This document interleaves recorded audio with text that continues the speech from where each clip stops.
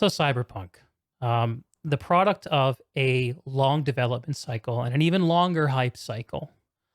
We now know that development really got underway in Cyberpunk in around 2016, which of course makes sense. About a year after The Witcher 3, and I'm assuming that the most of its DLC development was done. But the hype cycle has felt a lot longer than that for Cyberpunk, and CDPR wrote itself a very fat check with what it promised fans from Cyberpunk.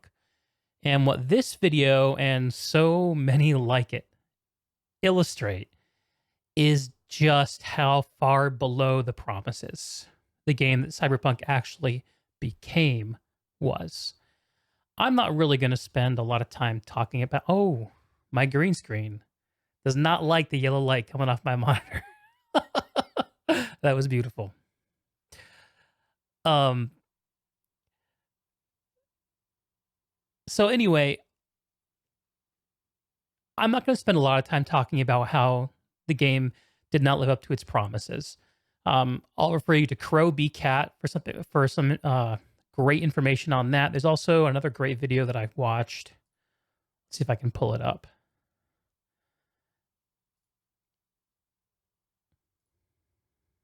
I think it's called CD Projekt Are All Liars. This is another great video that talks all about the game coming up short by beat 'em ups. This is a very watchable video, and I think probably something you can just listen to in audio form if that's your preference. Highly recommended. Anyway.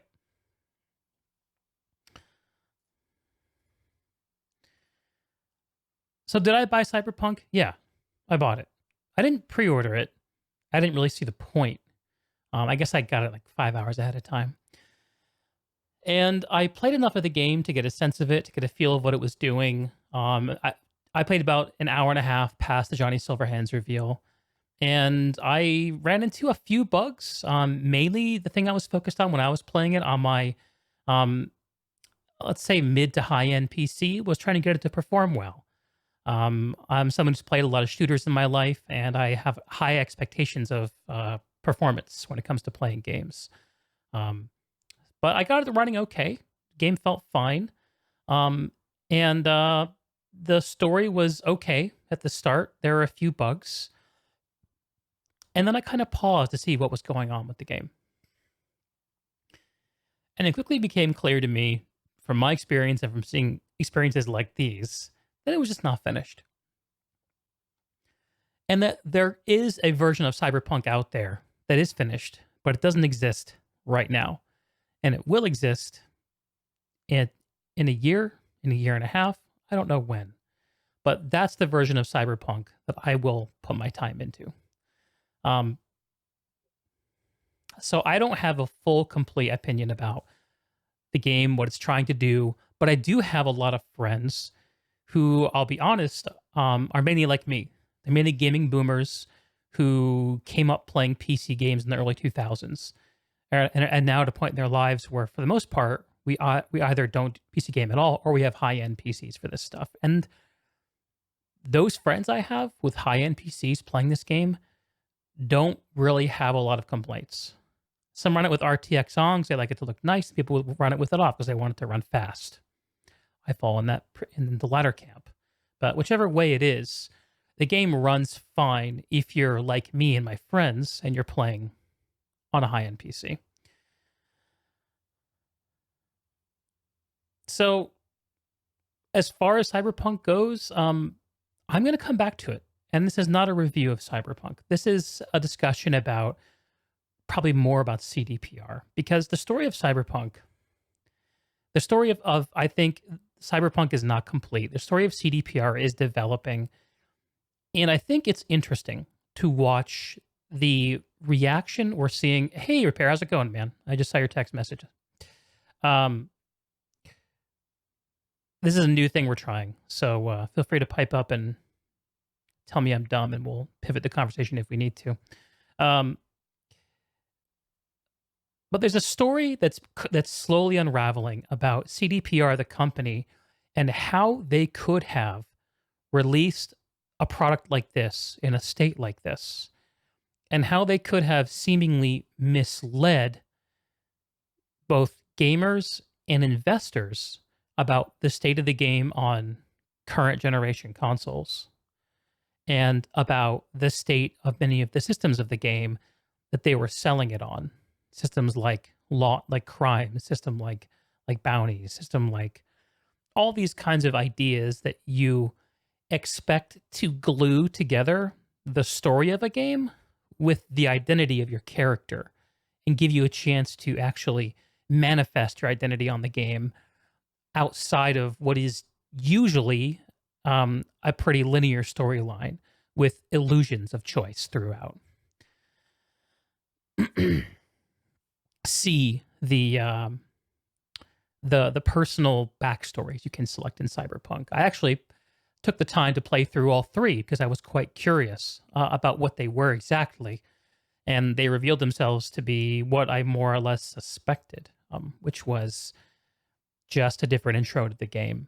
And unfortunately, what I've seen reported is that the only way that those choices impact the game further on is through giving some unique dialogue choices that don't change the way that events unfold. So it's for flavor. I think having things in the game for flavor is okay, but I would not say that the life paths of Cyberpunk were sold as being merely flavor items. So that's an underfulfillment. I read an article today that suggested that people were coming into Cyberpunk accepting of the idea that it would be buggy. And I think that's true.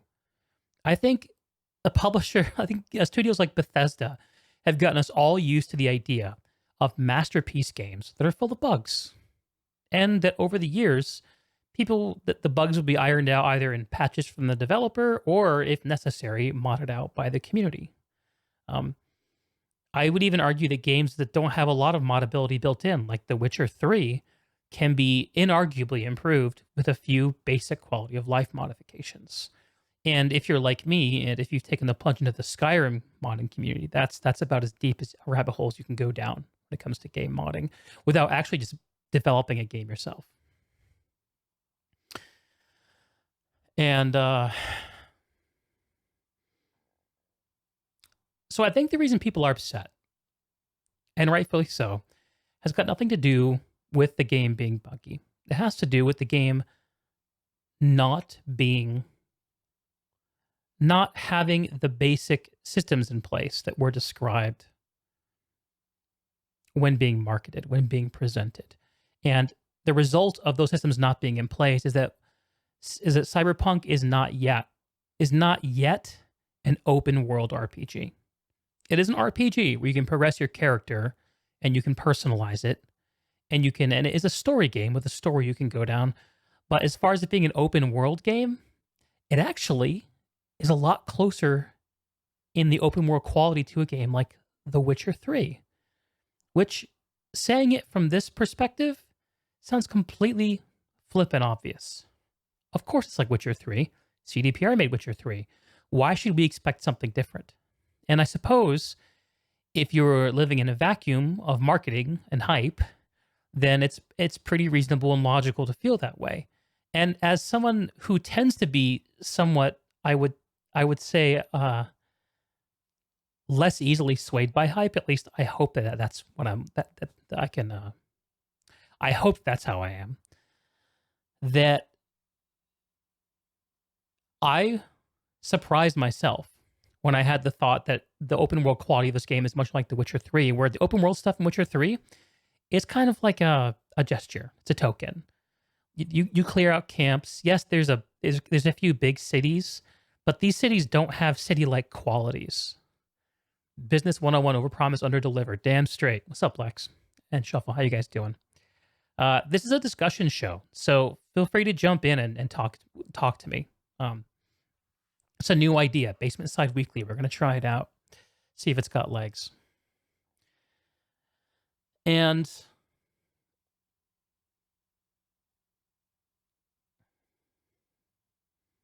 I was talking about how The Witcher 3 was not really an open world game in the spirit of having a title where the point of it is to engage in an open-ended series of ways to engage with an overall world. I think the Elder Scrolls games are a great example of what people expect from an open world game. You can literally wander around in those games and find different things to do, different ways to approach those games. And now that Elder Scrolls is as old as it is, I think that we kind of look at it with a little bit of a sense of superiority. At least I know I do, because we know its systems so well and it's been copied and improved upon by so many other games. Reminds you of No Man's Sky a little bit. Oh, interesting, Lex. I have not played No Man's Sky, but I have heard that that game offers more illusion of openness than actual openness. Except you did actually have shit to do in Cyberpunk, but people massively overhyped the game. Yes. Well, and the overhyping, like I was mentioning, is not just from the people, it's also from the publisher. It's also from the marketing. Like, there's, I think that people owe it to themselves to not trust marketing like that as much as they have. See Star Wars, see any massive IP, the Hobbit movies. But by the same token, there has to be a level of accountability for what people say their product will do, and it doesn't do it when it comes out. So this is actually a really great clip. I'm going to unmute this. I'm going to unmute this, and I'm going to play this. Again, this is from Crow Cat. Let's see if I got this right.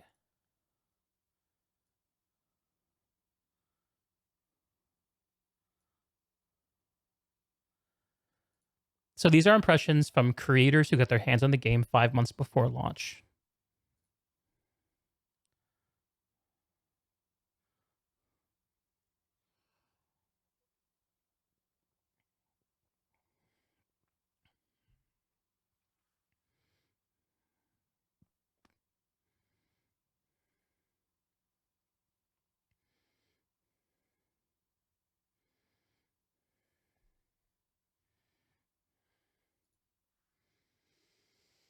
So let's see who we just talked to. That was Jeff Keighley, who is an old fucking hand of the games industry, been around forever, and who I really respect.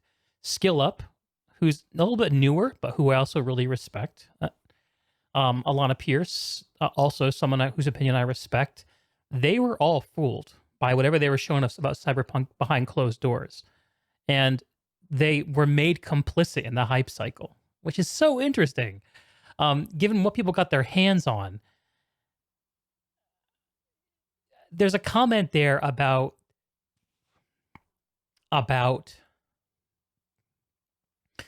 the parallel industry of games journalism, right? How many times are we going to go down that road? This isn't a new thing. All these IPs get massively hyped from the inside. People just fall into the wave of, wow, I have nothing to play. You just have to be comfortable saying these people are full of shit. Nobody wants to do that. It's the same with the level caps and Jack Frags of the world, like with the Battlefield series. Yeah. Well, accountability is a funny thing, Lex. I totally agree with you. I think we are seeing CDPR being held accountable on some levels. There have been some major consequences. There are a couple of lawsuits that have been filed by investors. I have no idea how serious those are. I have no idea if those are actually going to have a material impact on the company in the long term. We are seeing, we also saw the game be completely removed from all of Sony's storefronts for all versions of the PlayStation, which is, I think, might be like one of the consequences that will echo the loudest over time. I think it may be the first example where we've seen a game be pulled by a console developer from their storefronts in that way. And the way that story went was the game came out, it got negative press. CDPR offered everyone who had the game on PlayStation 4, I think, a full refund.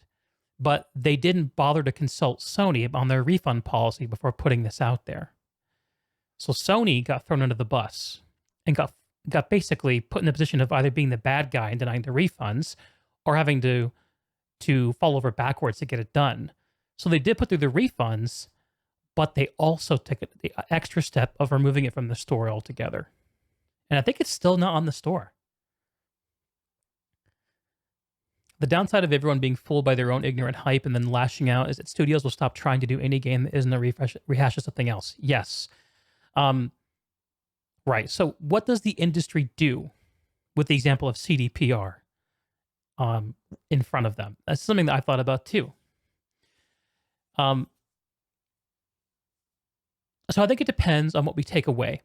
I think that one of the articles that I read suggested that, and let's put the B-roll back on, suggested that this is one of the problematic outcomes of developing under a publicly traded company, where ultimately you're answerable not to your own art, but to your investors.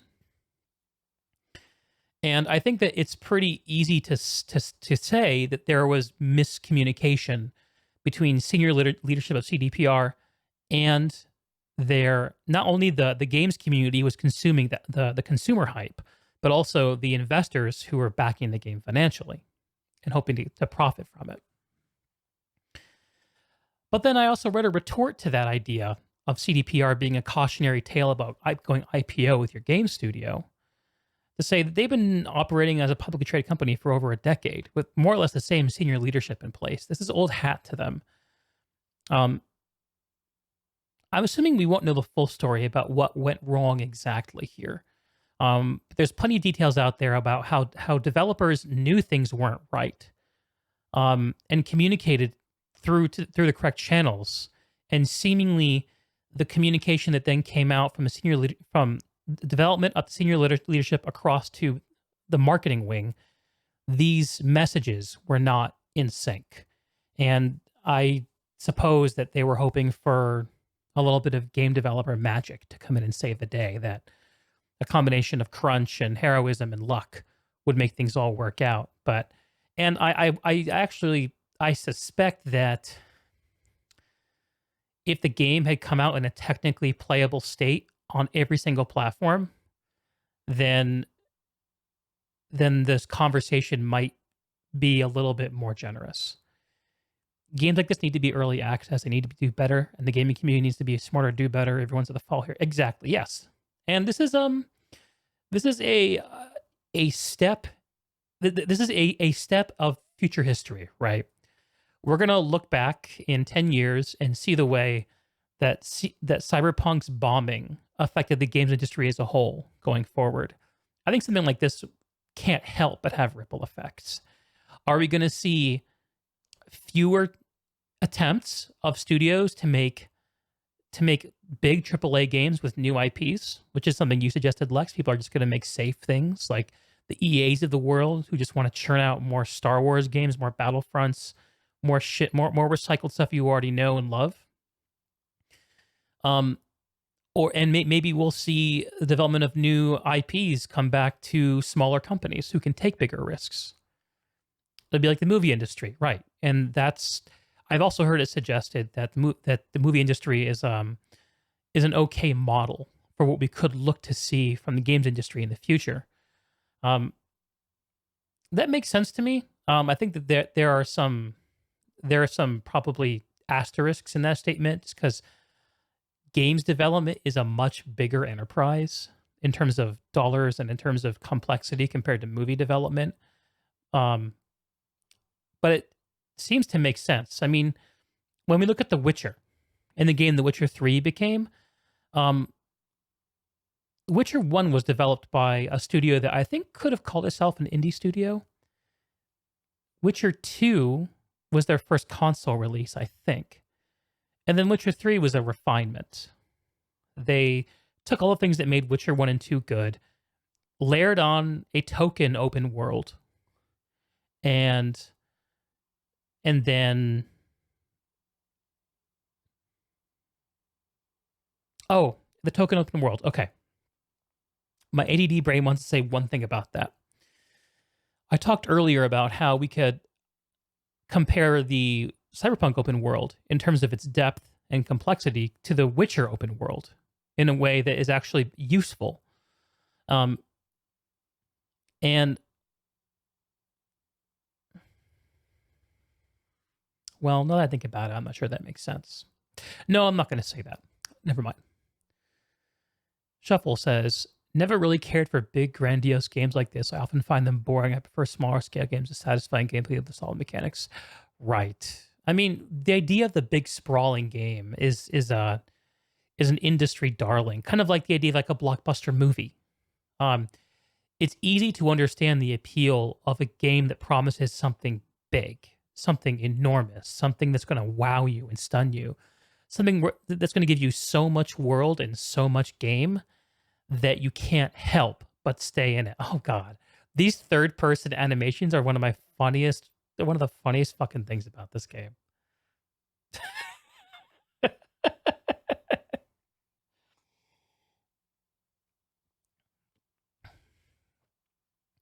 So I'm sure as time goes on, we'll learn more about what actually happened behind the scenes. And maybe eventually we'll see something that I've been expecting for a few weeks now, which is we'll see a head roll. We'll see uh, a senior executive of CDPR actually pay the price for this with their career. Um, I hope that doesn't happen, but it's the kind of thing you would expect to see in this scenario. Um, that said, I mean, we also can look at the Hello Games, No Man's Sky, the other easy example to point to of a game where big promises and under delivery. And Sean Murray uh, got to do his thing, and over time, he fulfilled his promises. Why were why were the CDPRs of the world and the Hello Games of the world in a position where they promised things that didn't end up going into the game? Well, part of it has almost certainly due to the fact that whenever you're talking about a game before it's done, you're always making promises. You're always making guesses. What you're doing is when you're actually developing a game is you're putting down tracks right in front of the train while it's in motion. And when you're marketing the game ahead of time, you're saying, "Oh yeah, we think that the train track is going to look like this in 5 miles." But the reality is it might not. Um, which is why I really respect when a game gets put out with minimal marketing ahead of time. Like Hitman 3 just came out. Um, and it's a game that gets to speak for itself rather than answer to its marketing promises, I feel like, because it didn't have a huge marketing hype cycle. I don't know if The Witcher 3 had a huge marketing hype cycle at the time. It was at a time where I was not doing much gaming in 2015 when it came out. But my impression is that that game also got to just speak for itself, largely also due to the fact that CDPR did not have the darling reputation um, at that time that it developed over the years as a result of The Witcher 3. And The Witcher 3 hung together because the protagonist and the narrative of that game was so strong. And I haven't finished Cyberpunk yet. Like I mentioned, I will probably come back to it once it's been significantly patched. But my initial take on it is that the protagonist in it kind of sucks. V's not that interesting. I thought that V's partner in crime during the intro sequence was a more interesting protagonist.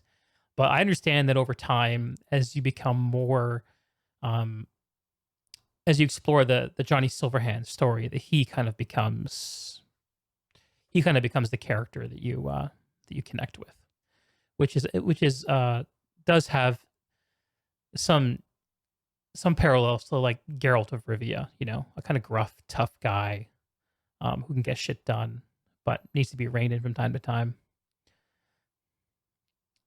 Did you finish the game, Lex? I'm seeing you say you could have done without Johnny Silverhand altogether. It does make the whole Keanu cash in look a little like a bit more bald faced, doesn't it?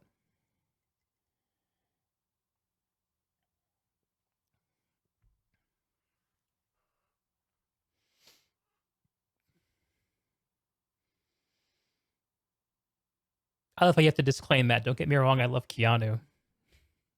It's politically incorrect to not love Keanu.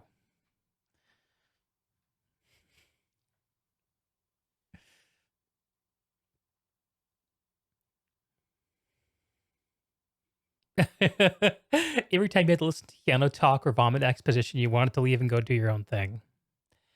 Yeah. Did you play The Witcher, Lex? And did you feel the same way about Geralt? Just curious.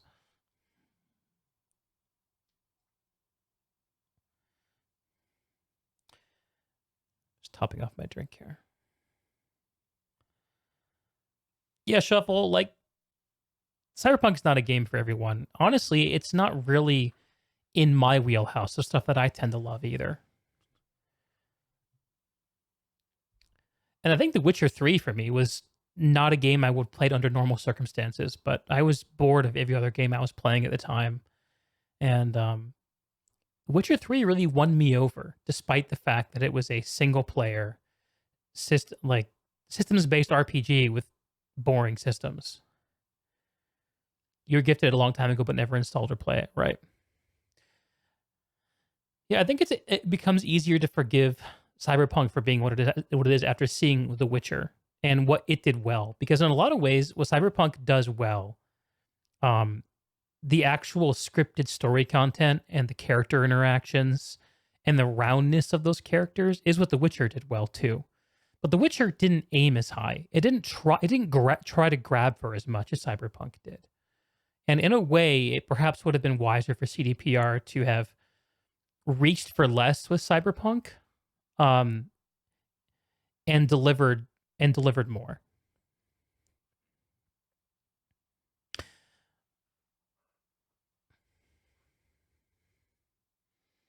Yeah. So here's the next thing I want to look at. Because I think that with CDPR and Cyberpunk, and you guys tell me what you think, but I think that there's an interesting thing going on after the fact where we're seeing communication from the studio, both in terms of what they do, what they're patching, and in terms of what they say in reaction to what's being said about them. And I think that they're not handling this as well as they could or perhaps should. And I wanted to look at that for a few minutes.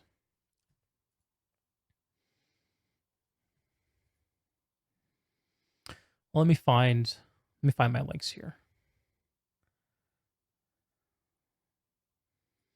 Okay. Oh, so I have a link to what is kind of a garbage article about how the player base for Cyberpunk has declined 3 times faster than The Witcher's launch on Steam. I mean, it's a single player game that's a buggy mess. Of course, it has.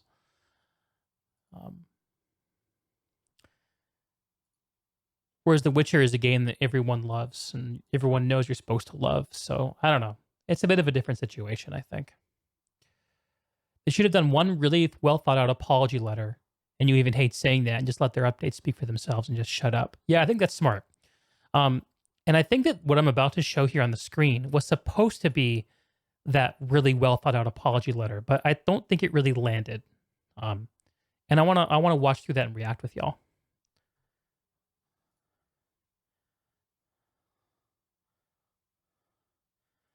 Marcia Nowinski, this guy's been a long timer, CDPR. I've seen this guy on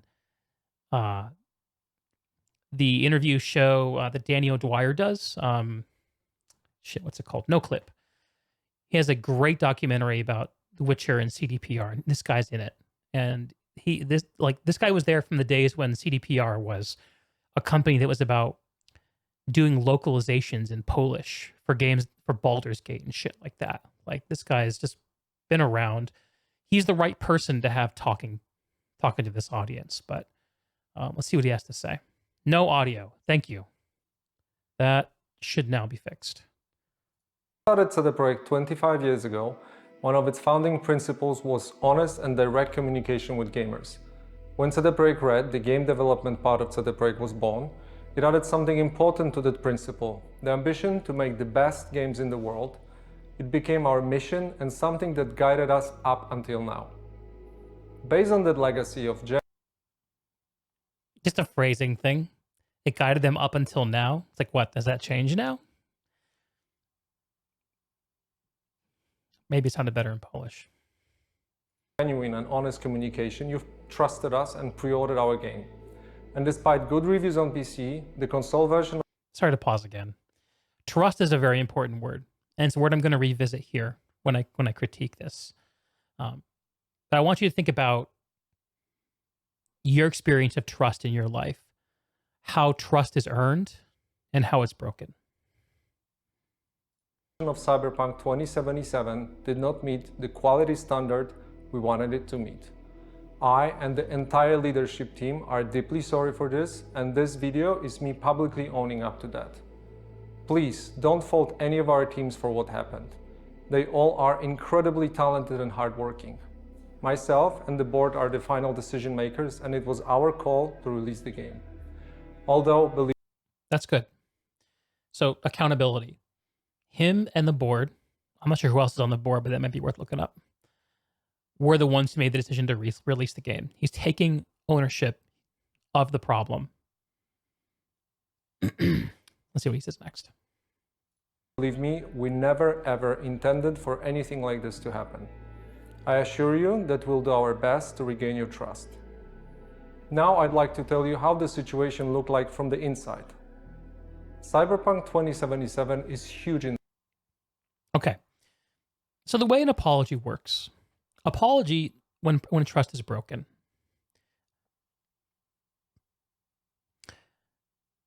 An apology should contain a few things. It should contain ownership, like an understanding of what happened, an ownership, a reflection of ownership, of responsibility for what happened. It should also contain, ideally, a course of action. What we will be doing, what I will be doing to address the problem. And a really good apology also offers something very important, which is vulnerability.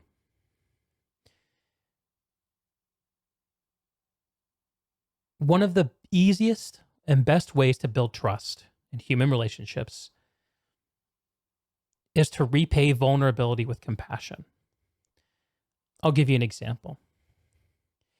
If you have a water cooler conversation with some guy at work, and all he ever talks about is bullshit, the weather, what's going on in the news, politics, you have no reason to feel connected to this person. No, you don't know who this person really is. But if you go to the water cooler, or whatever that is in our virtual times, the Discord server, I don't know, and you ask them how they're doing, and they tell you a personal story about some struggle they're having with their kid, and maybe they're not doing well in school, and how it's affecting them. And they tell it to you in a way that's respectful, but in a way that also lets you know, hey, like, you know, this is how I'm really doing. That person is making you vulnerable. And when someone's vulnerable with you like that, you trust them because you know what's at stake. You know what they're offering up. So they're offering vulnerability and you return compassion. And that exchange is what builds trust between two parties. Vulnerability repaid by compassion. So when we look at consumer interactions with The Witcher 3, I'm going to go back to this because this is like the good CDPR, right? This is when they got it right. We made ourselves vulnerable with them by opening our wallets and devoting our time to their product. And they repaid our vulnerability with compassion by giving us something that was meaningful. They said, yes, we understand you. We know what you want. We know what will uplift you and what will thrill you. And that interaction is what makes us trust them. And then they made themselves vulnerable by giving us more stuff and for free with all the DLC they added on top. That is a big part of why people trusted CDPR. And now CDPR are at a point where they broke our trust. And there's an opportunity in this message for them to offer some true vulnerability. To say, here's something that we got wrong. Here's something that happened in this situation, a bit of context that you can connect to as a human being. And there is a risk for us to tell you, but we're going to trust that you will meet it with compassion. And it's going to connect us as not just a company and a consumer base, but as people working on something to people who are enjoying something, people to people. That's what you want. And what Martin's about to tell us is like the saddest attempt at corporate vulnerability. It is more like an excuse, and it's sad. Um, anyway, I'll give it up to him. Here it is. In scope. And I'm Hear it not for only yourself. talking about quests or things you see at first glance. I'm talking about a multitude of custom objects, interacting systems, and mechanics. In the game, everything is not stretched out over flat terrain where we can make things less taxing hardware-wise, but condensed in one big city and in a relatively loading-free environment. On its own, this is a challenge, but we made it even more difficult for ourselves by wanting to make the game look epic on PCs and then adjusting it to consoles, especially old gens. That was our core assumption, and things did not look super difficult at first. We knew the hardware gap, yes, but ultimately, I think that time has proven that we've underestimated the task. To give a concrete example, and the main culprit, we had to constantly improve our in-game streaming system for all gen consoles. Streaming is responsible for feeding the engine with what you see on screen, as well as the game mechanics. And since the city is so packed and the disk bandwidth of all gens is what it is, it constantly challenged us. Every change and improvement needed to be tested, and as it turned out, our testing did not show a big part of the issues you experience while playing the game. As we got closer to the final release, we saw significant improvements each and every day, and we really believed we would deliver in the final Day Zero update. Now let's talk about the review process. We started sending our PC review keys in the first days of December. On launch day, December 10th, we hit the ground running with a really good start on PC. While not perfect, it's a version of Cyberpunk we are very proud of. At the same time, we're fighting for quality on all gen consoles till the very last moment. And every extra day of us working on the Day Zero update brought visible improvement. This is why we started sending console review keys on the 8th of December, which was later than we originally planned. This all happened while working from home with all the challenges resulting from the COVID-related restrictions. A lot of the dynamics we normally take for granted got lost over video calls or email, and we took that hit too. Now I'd like to tell you about our plans for the future and present a path for Cyberpunk 2077 on consoles and PC. We have all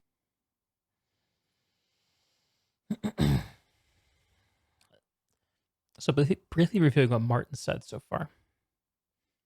Oh, hey, Lex says, deliver the product that a reasonable person could expect to be delivered, iterate on the product, fix the problem for people down in the individual level. Yeah. I mean, that's the critical path, definitely. And they're trying to navigate it. What Martin has said is that they delivered a game that did not meet their high standards, which is a statement that in and of itself is somewhat self-contradictory.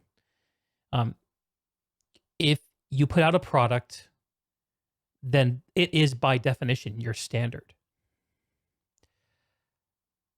So then what that then suggests is that they are incompetent in manifesting their standards. And then Martin goes on to talk about how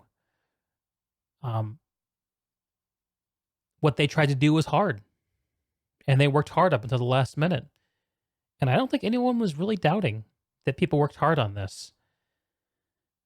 I think at the end of the day, the thing that needs looking at isn't how hard it was to do, but it was how the decisions were made to release the game. It seems to me that we're looking at a game that needed another year of development before it went into the polish and publish cycle. At least another year of development. Why didn't it get that? Why did it get to this state where it needed another year of development at the time it was being promised to be released? Those are problems that are not answered, that are not addressed in this video, and concerns that we as consumers have no reason to expect that Martin's going to do anything differently about. We're going to listen to what his plans are to update the game and make it right and offer refunds and all that good stuff. But what we really want to hear from Martin, what I really want to hear from Martin is how they're going to fix their broken decision-making apparatus. Why is it, how could it be so broken? And what are they doing to address that specifically? Because we all know developers bust ass. And we all know that the worst games in the world have been worked on by people who bust ass and who are talented. Like, we need a higher level of accountability than this. And the fact that because we're not getting it, there's not an opportunity to actually invest trust by repaying his vulnerability with compassion. Because the vulnerability of saying the game is hard to make is cheap. We all know that. That's not new information.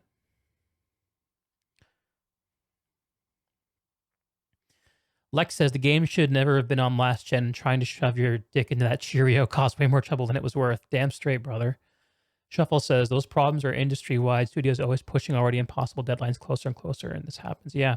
I think I read a headline recently where developers at some studio, I can't remember which one it was. Maybe it's Blizzard?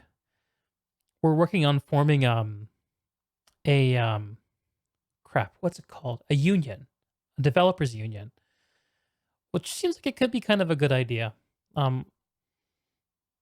It's interesting how game studios and game publishers have benefited from a generation of people who grew up playing video games, and as they were entering the mainstream, and now as adults are passionate about working on them and exploiting that passion.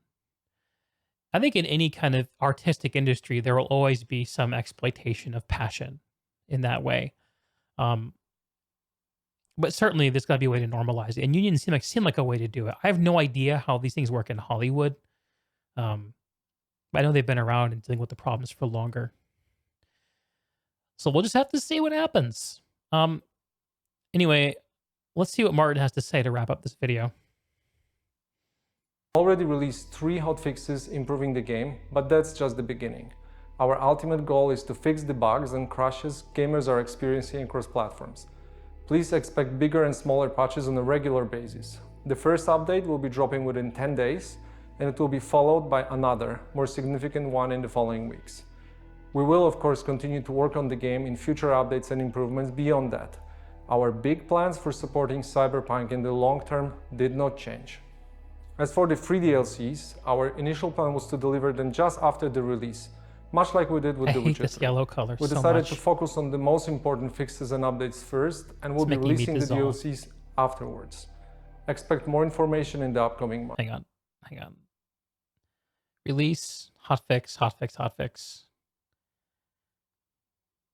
Patch 1.1. Isn't 1.1 the update that just landed?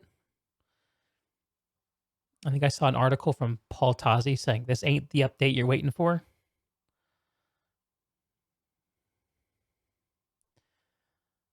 I wonder where on this timeline I'm going to feel comfortable jumping back in. I'm having a feeling it might be pretty far to the right.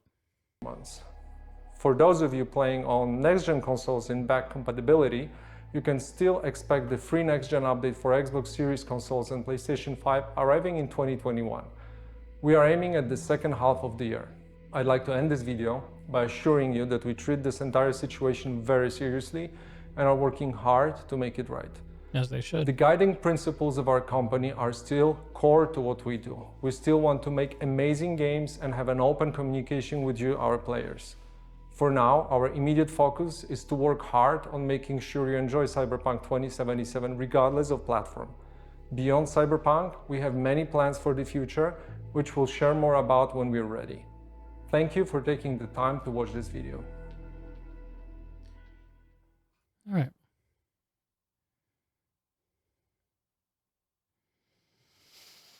Well, there it is from Martin himself.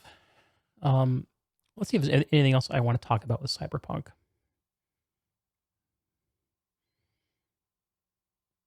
Jason Schreier did the expose. Let's see. Lucas Babiel retorted that expose. I think I might want to air this out for a moment. Let's remind myself what this is. Okay.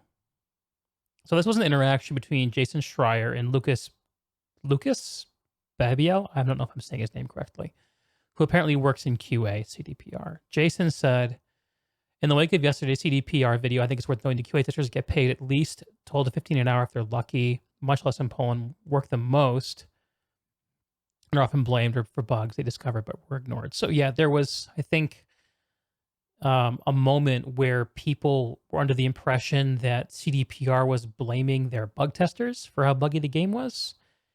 Um, I don't know if that was actually a thing or just like a misperception created by this conversation. But here's what Lucas said. Base QA salaried CDPR starts at roughly 75% of the national average in Poland for inexperienced QA analysts and can go higher than 200% of the national average for experienced. As a lead, he makes sure salaries go up regularly. On top of that, they have good benefits. They have an annual bonus payout, 10% of CDP's yearly profit for all employees. That's pretty cool to be part of an incentive program like that based on actual game performance. I don't know the details of that, but that sounds good. QA coordinators get an extra allowance. Yeah, this guy took it personally, you can tell. And he responded to the notion that QA are often blamed for bugs they discovered but were ignored. Two things here. If you're talking about being blamed by gamers in the public, yeah, it happens. He assumes that you put the statement in a CDPR context. Nobody's blaming QA at the studio, and Martin did not do so in his video. Should the sentence in question be written differently? He thinks so, because it leaves a lot of room for an easy bad faith interpretation.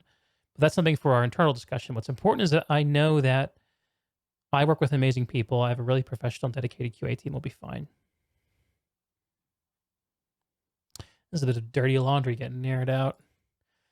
Yeah, I can't imagine how uncomfortable it would make you being the subject of a Jason Schreier expose. That guy doesn't pull any punches. Well, I mean, maybe he does, but it's an excellent article. I'm not going to read it here because it's behind a paywall, but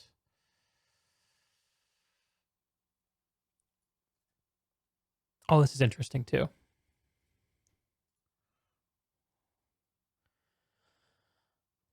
Jason doesn't know if CDPR published the Cyberpunk roadmap and apology video, the one we just watched, when they did to get ahead of his article. But Jason did give them a heads up Tuesday and sent them a list of questions on Wednesday morning, which started with this. We are hearing that CDPR plans to push back the planned DLC and focus entirely on patches and fixes for the near future with the goal of fixing the game and eventually achieving a redemption story along the lines of No Man's Sky or Final Fantasy. Can you guys comment on that and any other future plans? I mean, okay. I think there might be one more thing worth looking at. And we'll stop gnawing at this bone.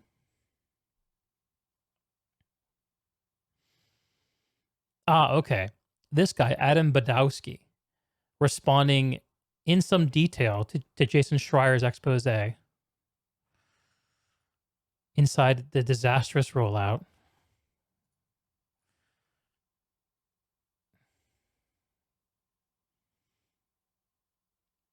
Okay, yeah, this is worth touching on. Fans and journalists were wowed by CDPR's ambition and scale. What they didn't know is that the demo was almost entirely fake. Response from Adam is, let's see who Adam is first. Adam, who are you? What's your role? Head of studio. Okay.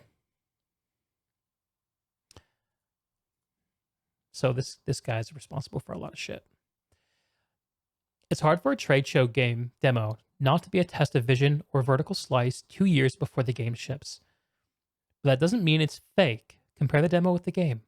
Look at the dum-dum scene or the car chase or the many other things. What the people reading your article may not know is that games are not made in a linear fashion and start looking like the final product only a few months before launch.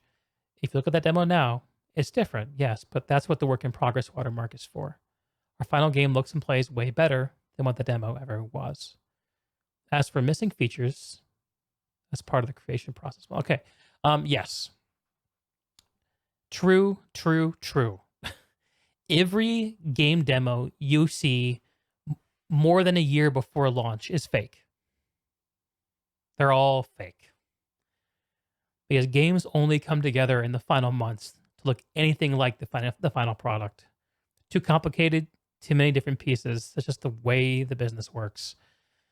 And this is a good thing for people to be made aware of. It does, coming from Adam's lips, I think this does land a little weird. But if you can disambiguate the message from the messenger, I think there's some wisdom that's worth taking away there. As for missing features, that's part of the creation process. Features come and go as we see if they work or not. Also, car ambushes exist in the final game, almost verbatim to what we showed in the demo.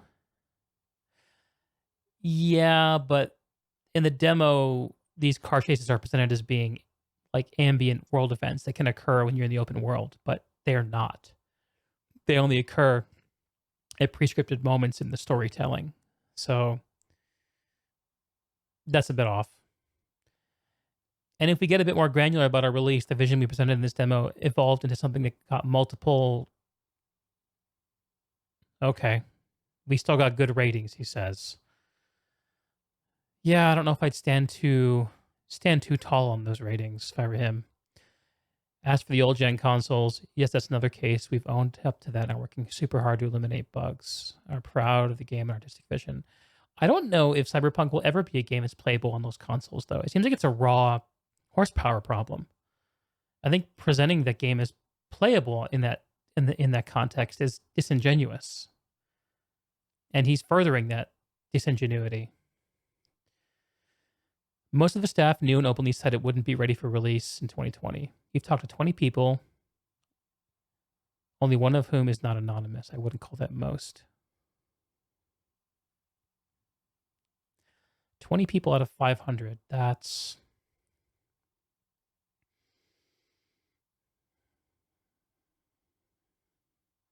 4%. I guess if you talk to all the wrong people, you can get a bad impression. But I don't know. I kind of do trust Jason to get the right read on stuff. He's not usually very far from wrong.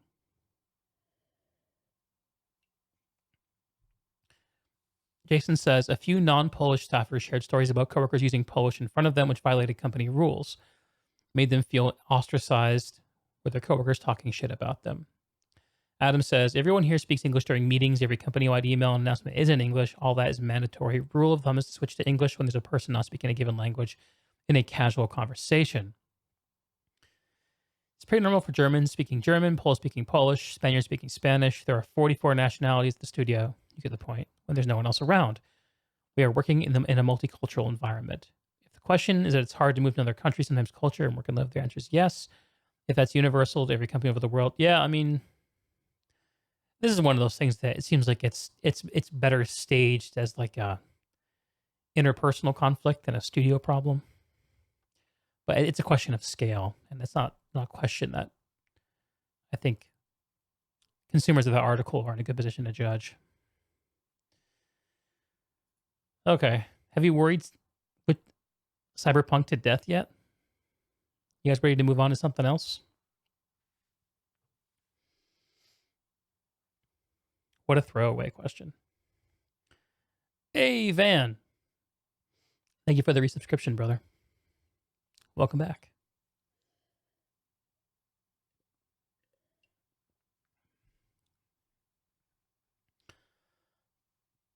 Okay. Two other topics I promised I would hit on.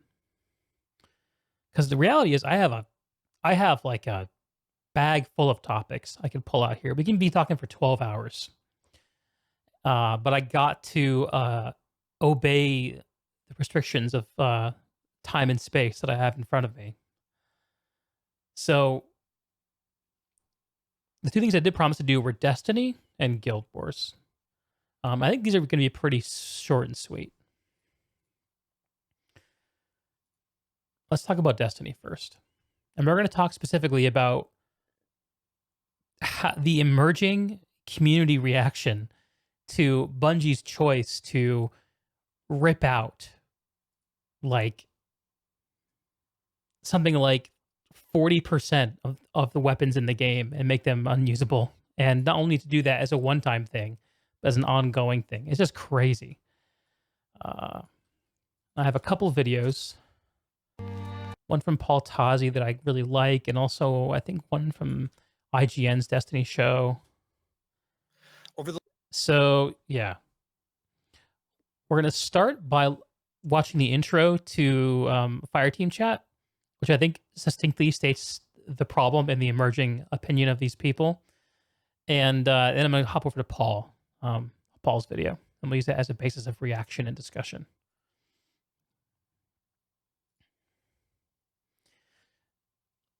So to briefly set the stage, I feel like I'm always doing this. Destiny is a first-person shooter MMO. And what makes it work as an MMO are its weapons. Weapons in the game are acquired from different sources at different levels of power. The power level can be upgraded.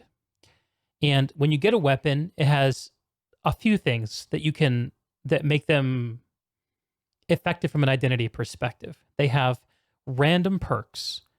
So you may get a perk that makes it so that when you kill with the weapon, you do more damage with the weapon for 5 or 10 seconds or whatever it is. You may get a perk that makes it so that if you kill with a headshot, your next reload is very fast. That's called Outlaw. You may get a perk that makes it so that when you slide along the ground, it partially reloads your magazine. So you can keep moving and not lose mobility while you're reloading the mag. And all these perks for these weapons are randomly acquired.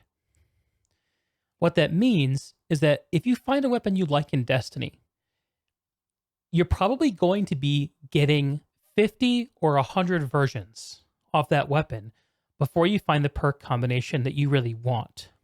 And if you're a dedicated player of Destiny, that's the game. You grind out rolls of weapons to get what you want. I myself have a weapon called Bygones, which is a pulse rifle that has been with me since the very first week I played Destiny, when I was playing during the Forsaken expansion. It has a perk on it that makes it so that when I aim down sights, it improves my range, which makes me do better damage at range. It's called Range Finder, and it has a perk, the Outlaw perk I just described, so that when I kill with a headshot, it reloads more quickly. It is such a fun weapon to use in PvP. It's just a great, easy, good feeling gun. I put my own skin on it. I've masterworked the weapon, which means I've put a whole bunch of resources into it in order to add a small amount to one stat on the weapon, which by the way is random. So you could get a weapon perk combination you want, but with a different masterwork stat. Anyway, masterworking also makes it so that when you kill with the weapon, you generate orbs that give you energy for your superpowers, right?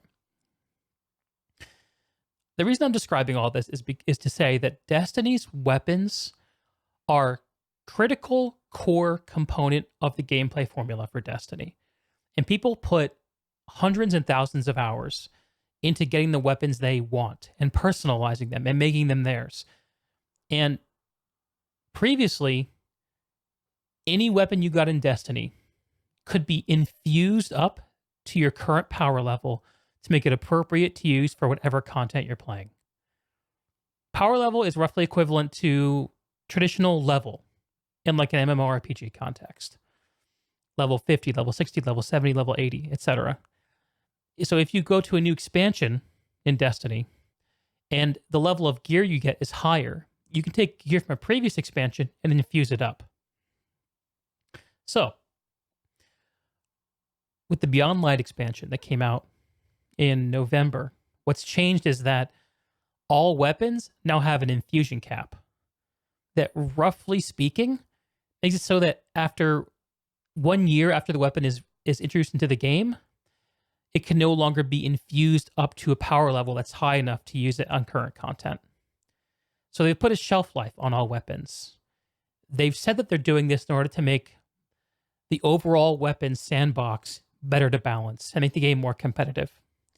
They said that they're doing this in order to make the quality of their support of the existing weapons and the quality of the combat interactions better.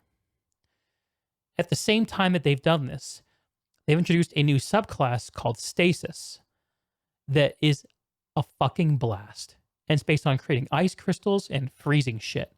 But it's incredibly unfun to play against in PvP and has detonated any sense of balance in the game.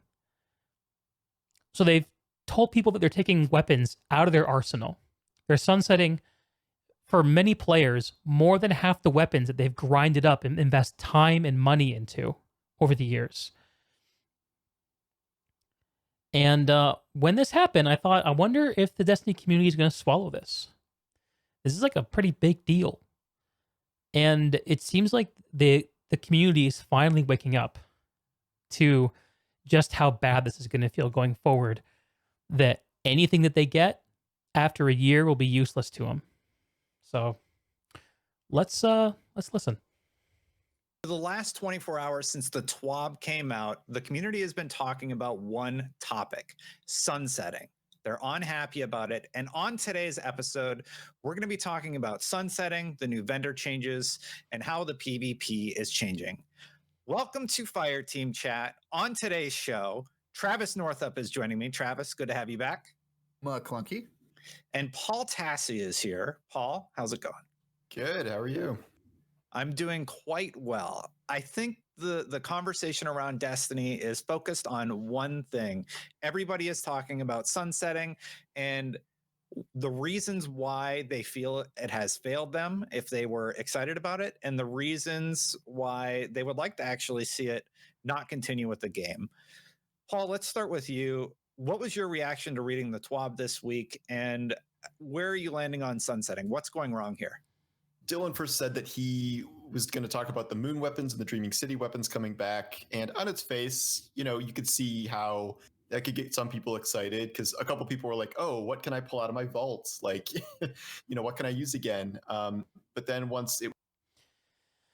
What Paul's referring to is the fact that not only were a bunch of weapons sunset, but it's actually possible right now to grind for weapons in the game that have already been sunset. So you can get gear at the end game that cannot be used in the end game. It's kind of like grinding like a level 60 dungeon and getting level 40 loot. Feels bad, man. It was revealed like what's actually happening. It is only they're reissuing 4 weapons from each destination. You cannot use your old ones. You're going to have to regrind the reissued ones anyway. They will have new perks, and it seems one of the main ways to farm them will be doing the old dungeons again, and they're being offered as rewards there. Fundamentally, this just kind of was a tipping point for a lot of people, I think, where no one can really get past the fundamental idea that it's not terribly fun to be asked to rerun old activities, to re-earn old weapons that you have already grinded for god rolls, just for the arbitrary reason that the old ones just have a power cap now. And this is kind of Bungie granting a wish, because we said, like, okay, if they're going to bring weapons back, they have to give them new perks, which they didn't do with Gnawing Hunger. It was just the same gun with the higher power cap. Now they are doing that, but it's still just not quite enough. Like, it's hard to know what perks they would even give those weapons to make them like that coveted and desired. And I think sunsetting is just not really panning out. The support, like potential supporters of it at the beginning, like me, really kind of envisioned. And it's only been 2 seasons, but it's just it's not hitting the way I think it should. And I don't know. We'll see what happens this season, but it doesn't seem to be starting out super strong. Travis, refresh my memory. Were you a big supporter of sunsetting when it was initially announced? Were you hopeful that it would have a positive change on the sandbox? And what's your reaction now? Yeah, so I was a tentative supporter of it when it was first announced, and kudos to you, Destin, because I think you were the only one who really stuck your feet in the ground and was like, this isn't going to be good for Destiny. But yeah, my initial thought was, hey, look, nobody likes the fact that we're just using the same weapons for multiple years of Destiny. Like, that's not fun. That, you know, think of the time it was Recluse, we were just all using that submachine gun for everything. And, you know, I think a lot of us were optimistic that sunsetting meant that they were going to introduce new weapons. That's what they've done in the past. In Destiny 1, you know, every year we got a vendor refresh and the weapon meta changed and a lot of weapons got left behind with the previous year. I think we all envisioned, you know, that kind of coming back where we weren't relying on the same old weapons and we were getting a new batch. But this is sort of the worst of both worlds, right? Not only are we relying on the same old weapons because they're just reintroducing them, but we're actually having to like re-earn them rather than just getting to keep them in our vault. So it's kind of like the worst of the old system and the worst part of like sunsetting, which is like you're just grinding for the same weapons. So yeah, I'm really disappointed with the way that sunsetting has been implemented. I was hopeful but a little worried about it at the beginning. But yeah, it's really a shame that it's gotten to this point, and I think you can see that in the community. Like, people are not happy about this, obviously. So I think I was blinded by my hate for Revoker and Mountaintop, where I was willing to sacrifice anything to see them die, and then the cost just wasn't worth it in the end, it turns out. Yeah. A lot of people have pointed to Joe Blackburn's post that was back in December. And here's what he said in that post. There's no way for us to make more rewards at Destiny standards and still maintain the health of our current team. Therefore, we're going to reinforce the rewards team with more talent that will allow us to deliver quality and quantity in the future. Molding someone new into a master Destiny gunsmith takes time. This isn't going to be a change that the community will feel next week, but it does put our best foot forward as we step towards the Witch Queen and Lightfall. So the effects of what happened. Witch Queen and Lightfall being the 2021 and 2022 expansions, respectively, for Destiny. This is a fantastic discussion. So one of the things that they refer to is the re-releasing of weapons. What that means is that Bungie has taken a weapon that you've had for years. I'm actually going to show you an example of one in a minute. I think I'm actually going to log into my Destiny account and show you guys what I'm talking about briefly. And they've sunset it. So if you have an old roll of a weapon, like say the sniper rifle Long Shadow, that you like and you've made it yours and you've been using it, that got sunset. And what Bungie has done is they've taken the Long Shadow and they've reintroduced it as a new weapon that you can get at the new power cap, but all the old Long Shadows you have, which from a stat perspective are completely identical, are arbitrarily cut off from being infused up to the current power cap, forcing you to rerun old activities you've already run 1,000 times to get a weapon you already grinded 1,000 rolls for to get the one you want. And these guys are talking about how this is kind of like the mask slipping off moment for Bungie. It confirms the worst fears of what people were wondering about when sunsetting was sold to the community. With this weapon and sort of armor drought and this sunsetting problem, I don't think that's going to be fixed in the near future. I think we're going to, I mean, he clearly states that we're going to be dealing with this until the next major expansion. I was concerned that this exact situation would happen with sunsetting, where they're just reissuing the exact same thing. And I tried to convey that many ways, and I think people just had an expectation that never came to fruition. The problem is, if for some reason, the Destiny community has a real optimism bias, and I'm not sure why.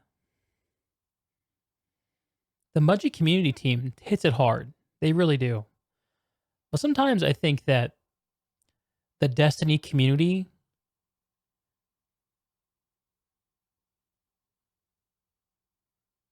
naively trusts Bungie and the game to have their backs. And it seems like it's truly a naive trust in aggregate from what I've seen. It's interesting too, coming from like recent experiences for me playing the new World of Warcraft expansion, where that game is full of MMO tourists, full of people who have been looking for their MMO fix for the last 20 years. And there's no one in that audience who's not a jaded consumer of these products. There's no one naive. But it seems like, I think due to Destiny's origins as being a console game that inherited heavily from Halo, that this community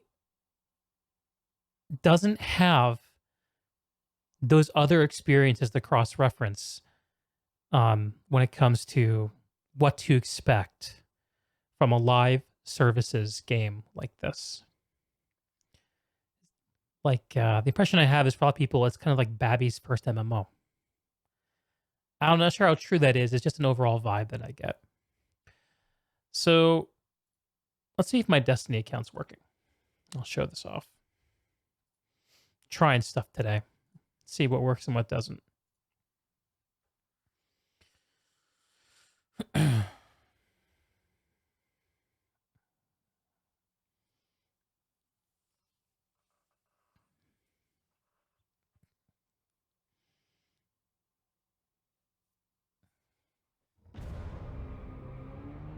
All right. There.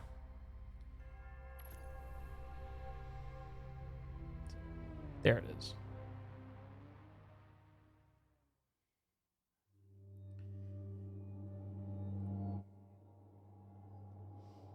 Now, I'm not a hardcore Destiny player. I've logged about 80 hours on Beyond Light. And prior to that, I put in probably about 200-ish hours playing Forsaken. I largely skipped Shadowkeep. What I'm going to do is I'm going to take us to the main player hub, and we're going to have a look at my vault, which is the place where I can store weapons that I'm not currently using. You can see some of these sunsetting in action.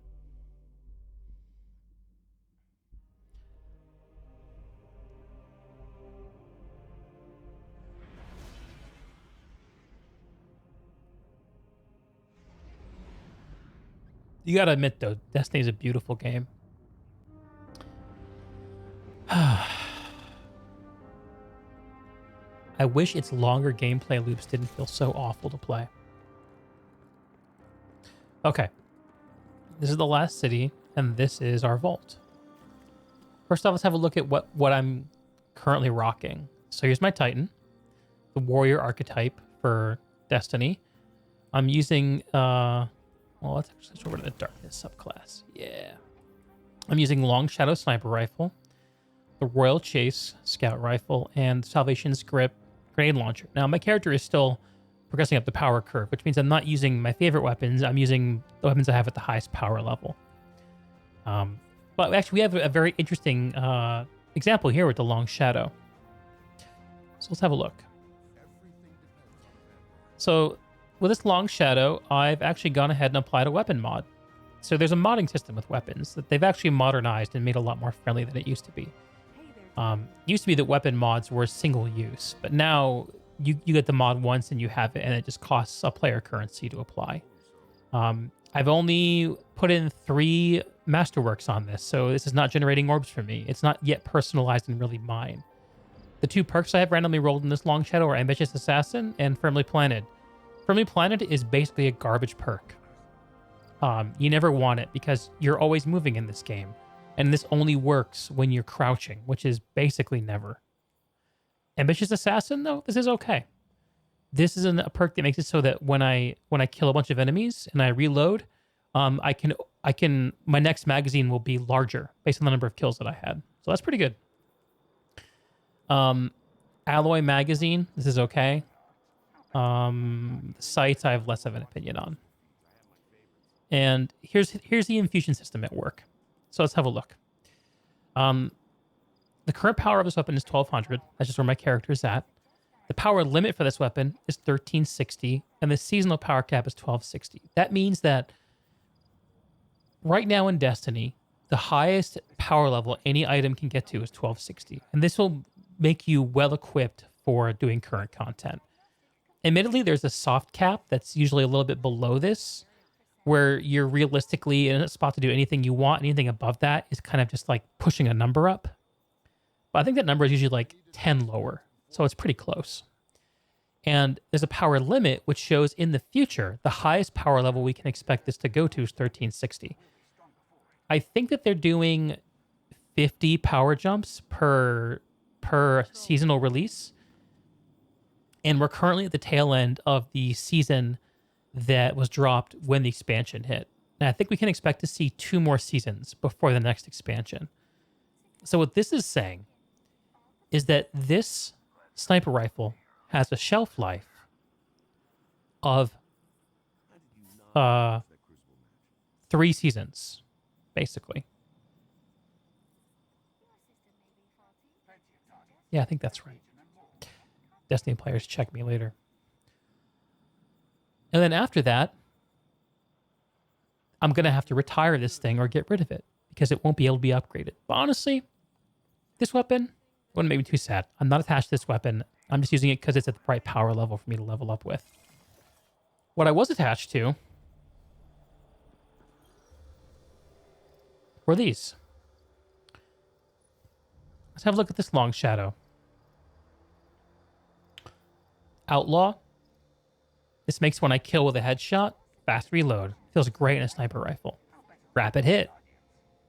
When I rapidly hit headshots, which is something that happens when you're fighting bosses, it gives me more reload speed. So this is like a fast reloading sniper rifle, which feels fantastic. Has a reload speed masterwork. So this is like my fast reloading weapon. I didn't end up pouring a lot of stats into this because I'm just generally not about sniper rifles. But this is a really cool, unique feeling weapon that is different from other long shadows that are out there. Extended magazine means it has more rounds. Also feels great. And it has a nice short range scope, which feels good for PvP.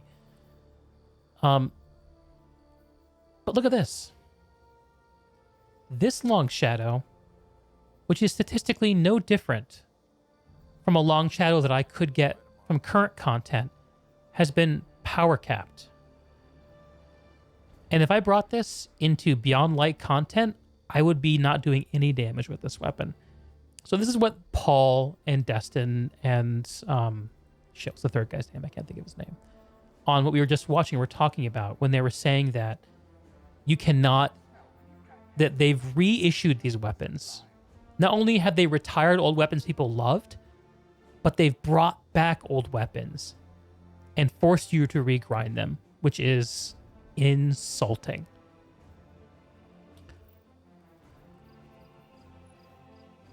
Here's that Bygones I was telling y'all about earlier. I love this pulse rifle. You can see I got 1,400 kills with it, which is a lot for someone like me for how little I've played. And you can see I fully masterworked it, which means it generates orbs when I get kills with it.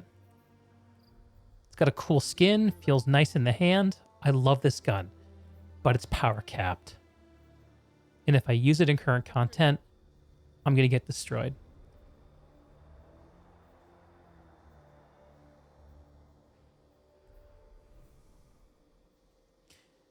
So hopefully this has shown off, like just in general, how unique Destiny weapons can be, how important it is to get a role you like, and how awful it feels to have a sunset weapon be reintroduced arbitrarily.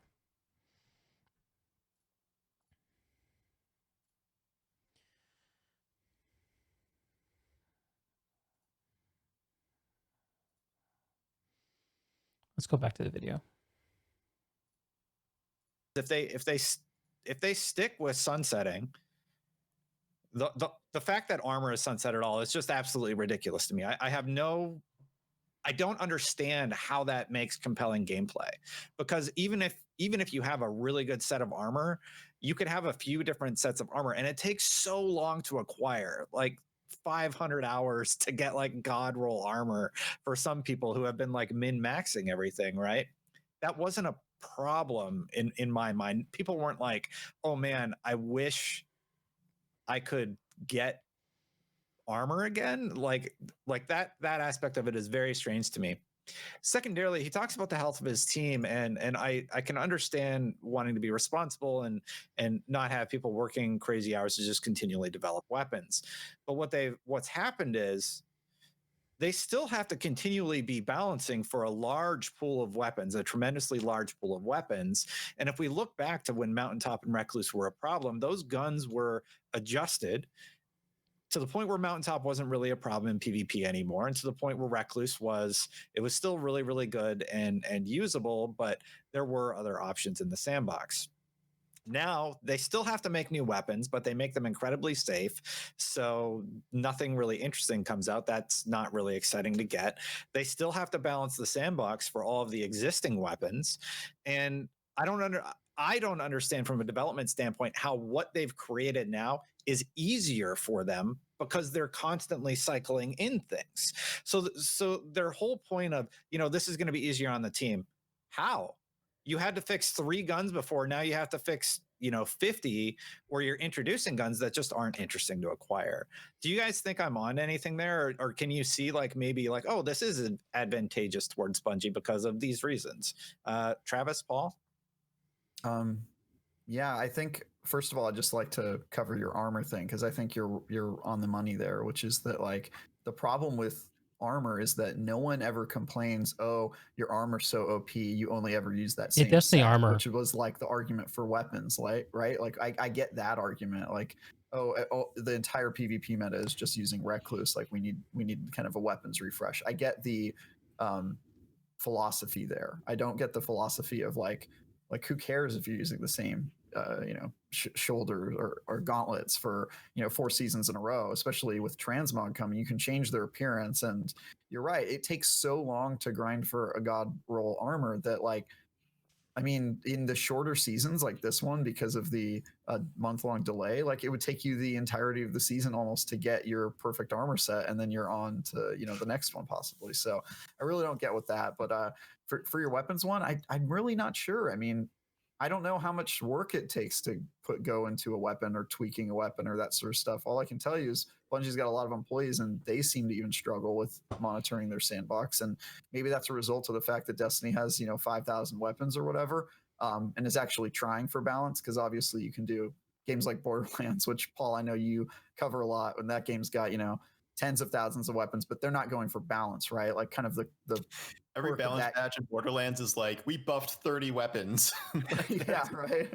Yeah, yeah. They're balancing. and no PvP in Borderlands. It's intentionally ludicrous because that's the whole style. So I don't really know how much work goes into it, but I know that the system that is happening now isn't really working for players, and I think that the one that they're proposing of adding back old weapons and making you regrind them, I think it's not going to be successful. It doesn't give people motivation to do it.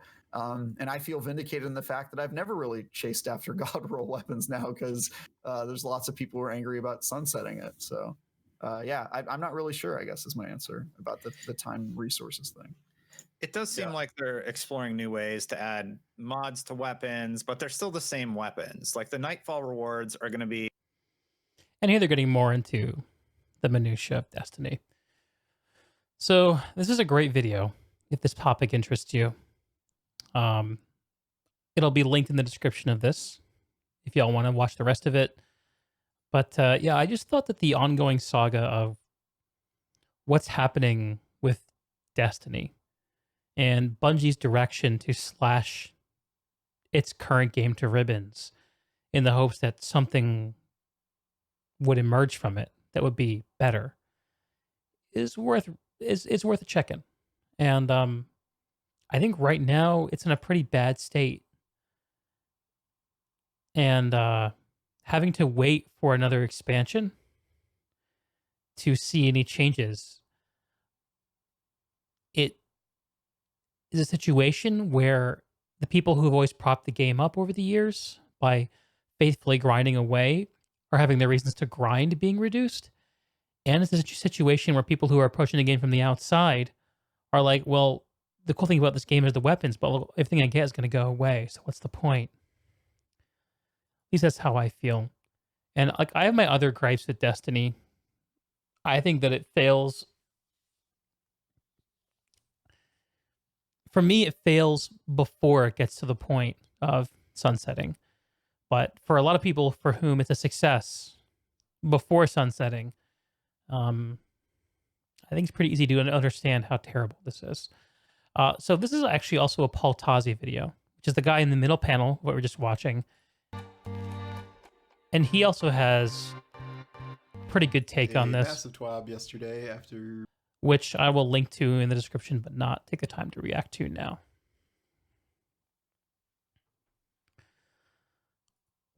So the last topic that I teased for this evening was talking about the Guild Wars 2 expansion. So what's there to actually talk about? At the time that I teased this, there was a news story going around about some new information that came out about the upcoming expansion, the forthcoming expansion for Guild Wars 2 called End of Dragons. Some insights shared by Bobby Stein, the associative narrative director of ArenaNet, on the studio's discussion show that they do called Guild Chat. And I think I may have overblown it a little bit because I think there's a little less to talk about than I thought there was. But we'll hit on it briefly. Just to say we did. So,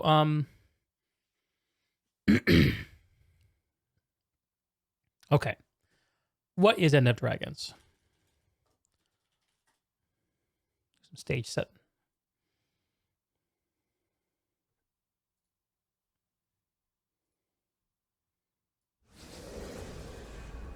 This land, it's a monument to mortal resilience.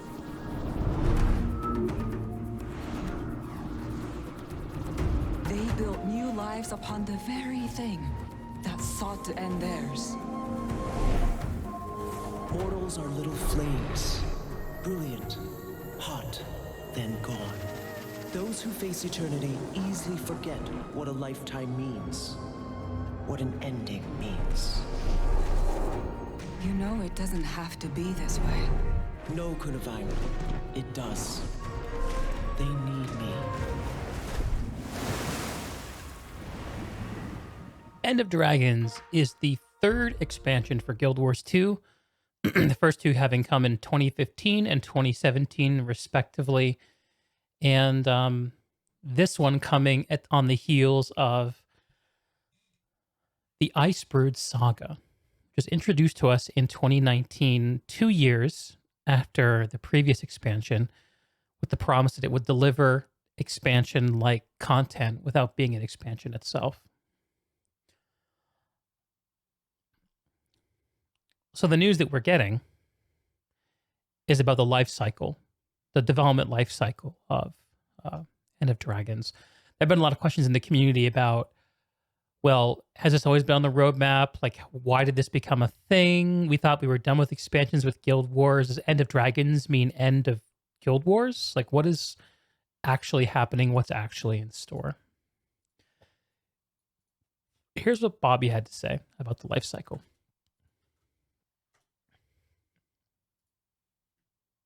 Anyway, at that time, we knew at a high level what we wanted the entire Icebrood Saga story to be at a high level. You know, we know where it begins, we know where we want it to end, and we have a pretty good idea of the shape of the story throughout the season.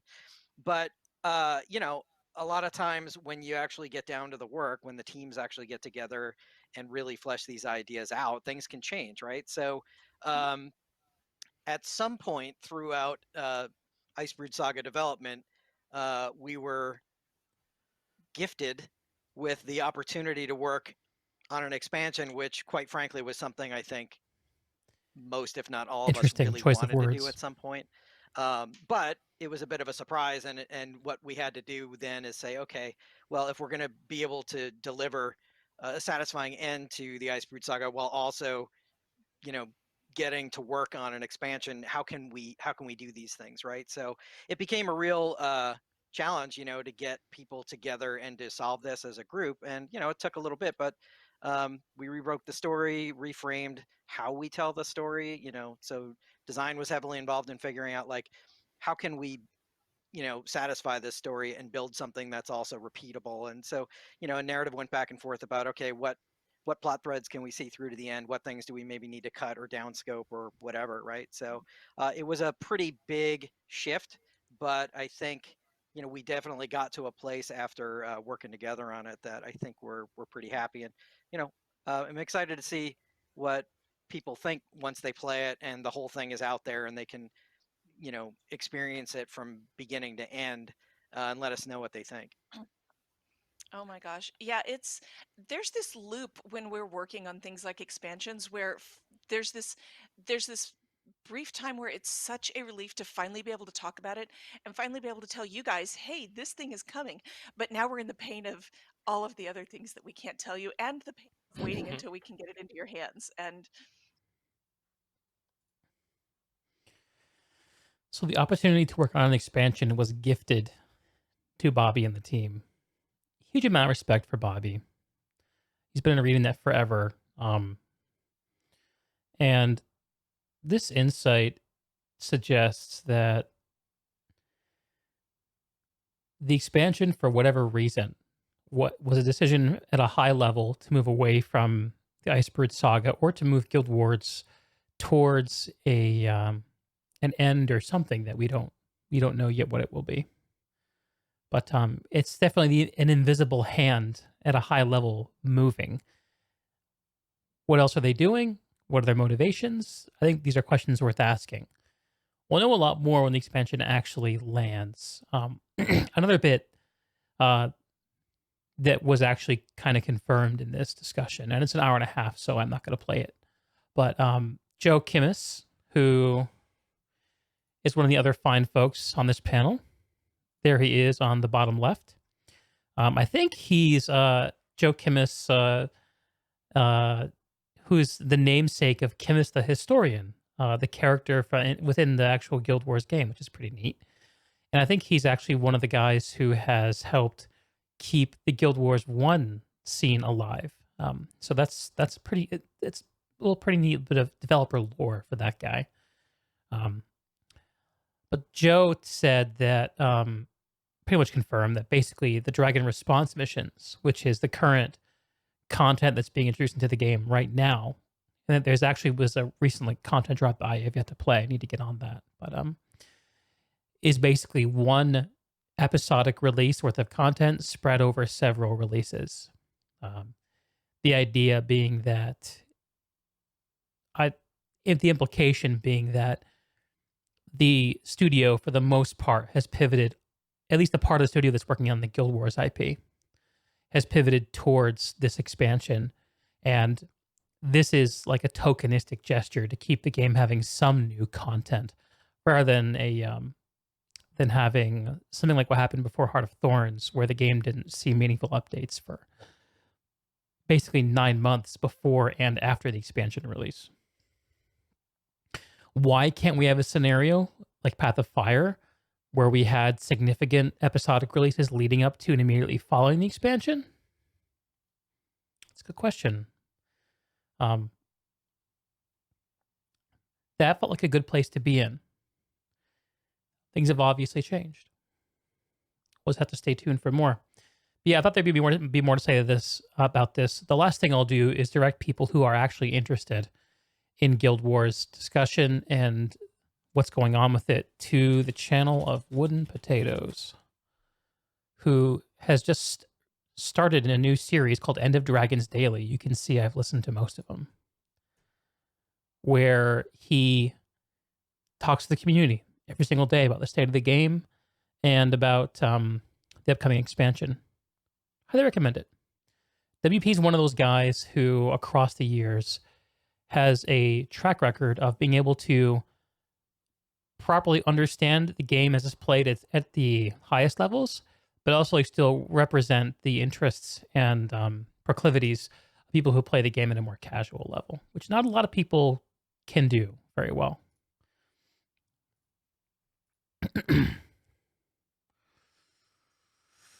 What about you? Are you excited about the Guild Wars expansion? I'm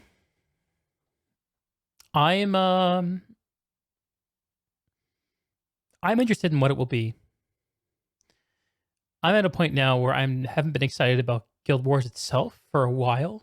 In a way, I'm kind of more excited about um, the story of the studio and how the decisions are getting made about it.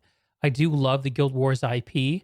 I'm waiting for End of Dragons to see if they can meaningfully iterate on so many of the very good ideas that are in Guild Wars.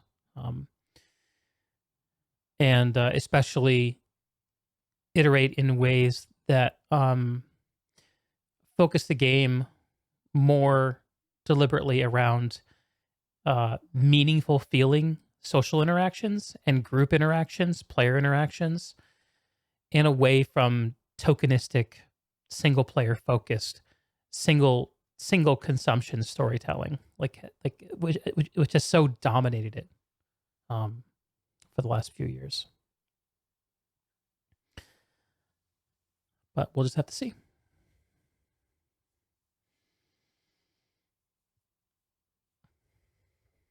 Okay.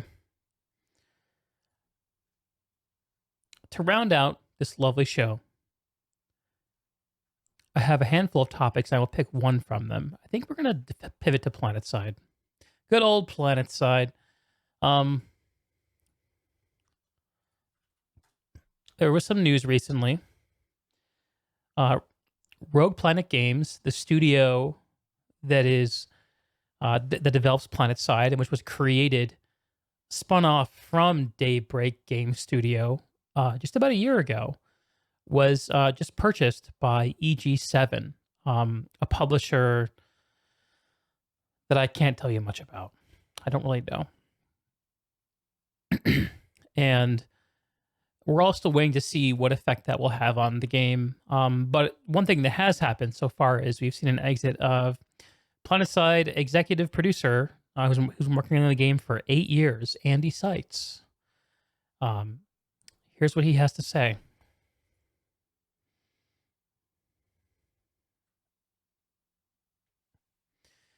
Hello, Araxians. It's with a heavy heart that I share with you today that I will be leaving Rogue Planet Games. I've worked on some pretty amazing games over the past 20 years and can honestly say that Planetside stands out as one I'm most proud of. The past year has been especially gratifying as we saw the excitement and anticipation for the future of the Planetside franchise return. Through the effort of an amazing team of developers here at RPG, as well as community that never gave up hope.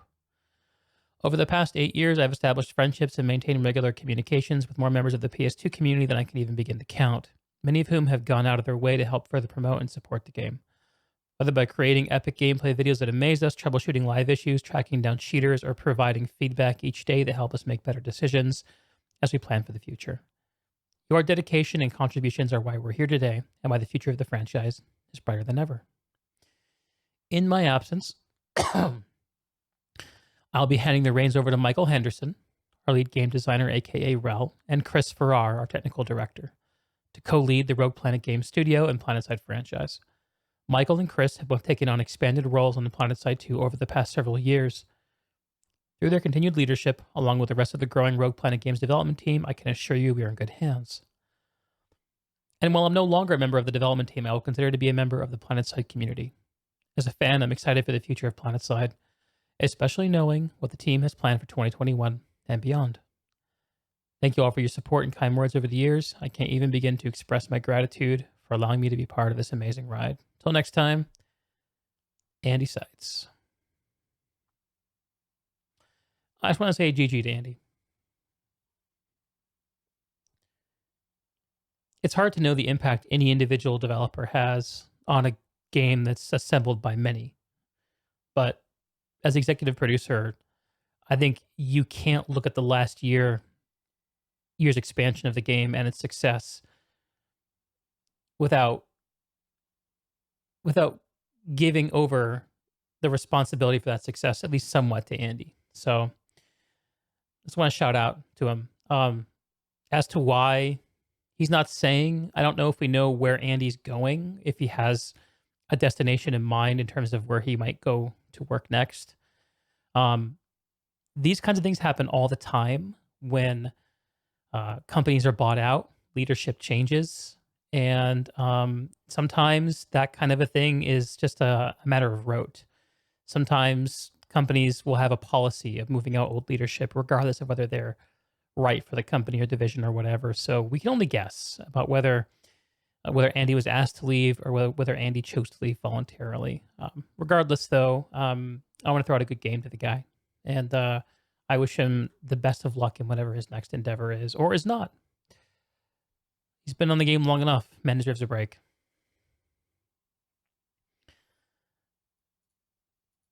And also, made me very happy to see that Rel is going to be stepping up and taking on more responsibility. Had the pleasure of talking to Rel last year. I don't think anyone is as passionate about Planetside as Rel is, really. And he's certainly in a position to be jaded by it. But he still shows up, still fights for it, and I think that if anyone has earned the right to pilot the game in its future, it's certainly Rel is one of the better ones you could pick. So GG to that. Chris Ferrara, I don't know. Not someone who's out in the public eye, but that doesn't necessarily mean anything bad. So that's cool. And I also want to do one more thing, which is shout out to Commander Cyrious, who made a really great video that I actually want to react to here. And this will be the end of our show for today. Cyrious is easy listening. This will be fun. It's called In Defense of Skilled Players. And I think the video really speaks for itself. So I won't give it an intro.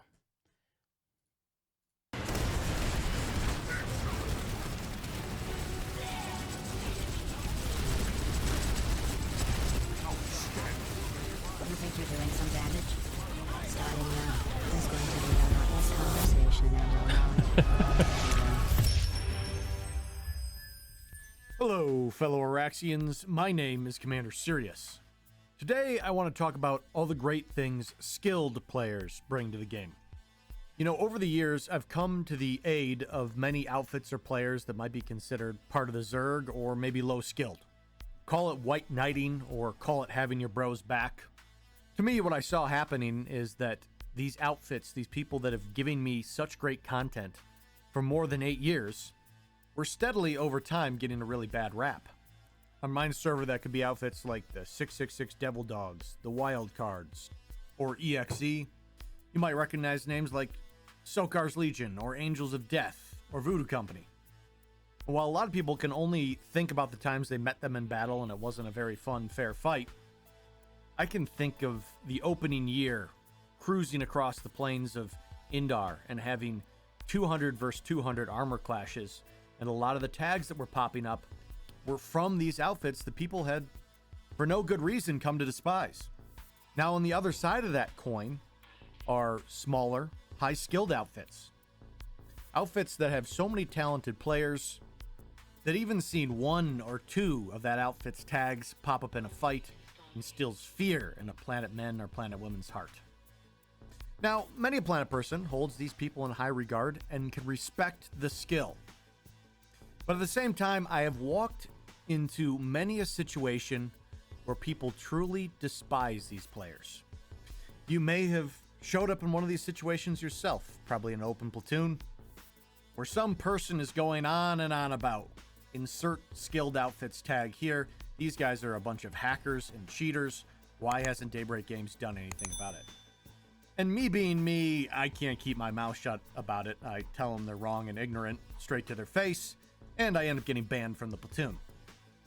So I want to talk in 3 areas surrounding this topic. First, why it's so bad to despise them and talk poorly of them. Second, all the great things they bring to the game. And third, sort of an open discussion on how in an open world game, high-skilled and low-skilled can figure out a way to play together and still have fun. Those who face eternity easily Oh. forget what a lifetime means, what an ending means. That's so weird. Okay. I just want to say a word about Planetside's why defensive skilled players might be needed. The kind of baseline context of this video that if you're a Planet man, you know, and if you're not, might interest you. But Planetside is a game that is very punishing on you if you don't know where to go, how to shoot, how to move, and how to get the most of all the various gameplay mechanics. It's not a game that's very punishing if you don't have a good loadout. For the most part, power level is fairly well normalized across different types of loadouts, different weapons, etc. And there is an unfortunate though, because, well, I won't go into that. But what I want to say is that whenever you put a bunch of people like this into an open world sandbox game like Planetside, where you have this loose objective to play with a faction and capture territory, you're going to run into people who have differing motivations for engaging. Some people just want to play the game socially, feel like they're part of a unit, roll along. Some people really want to master the game and become an assassin and play with other assassins. And the assassin class is who Cyrious is defending here. But why would assassins need to be defended? Like, they already defend themselves so well in the game. The reason is because of a phenomenon of toxicity among casual players, or at least toxicity among non-skilled players. And he's going to describe this, so I won't be too redundant about it. One thing I will say is that there is currently a meta-narrative among the overall Planetside discussion that good players are bad for Planetside, because good players are making it that much more punishing for new players to enjoy the experience. And because there's no matchmaking, you're all in the same world. Like, the worst players are going to come up against the best players all the time. And in many ways, the best players are incentivized to seek out the worst players in order to guarantee the best results. So it's a tough dynamic to solve. And what Cyrious is about to talk about is basically a way of approaching it. If you are on the side, if you're on the less skilled side of the spectrum, to approach it without embracing a victim mindset, and what some of the hazards are if you do go down that road. So first, why is it so bad for the game to sit there and badmouth these players? I've heard it in private discords. I've heard it in public open platoons. I think most people that are spewing this stuff think it is mostly harmless. It's sort of part of venting. And the reality is they can say whatever they want and it's not going to affect anything. The problem is that mentality really does spread.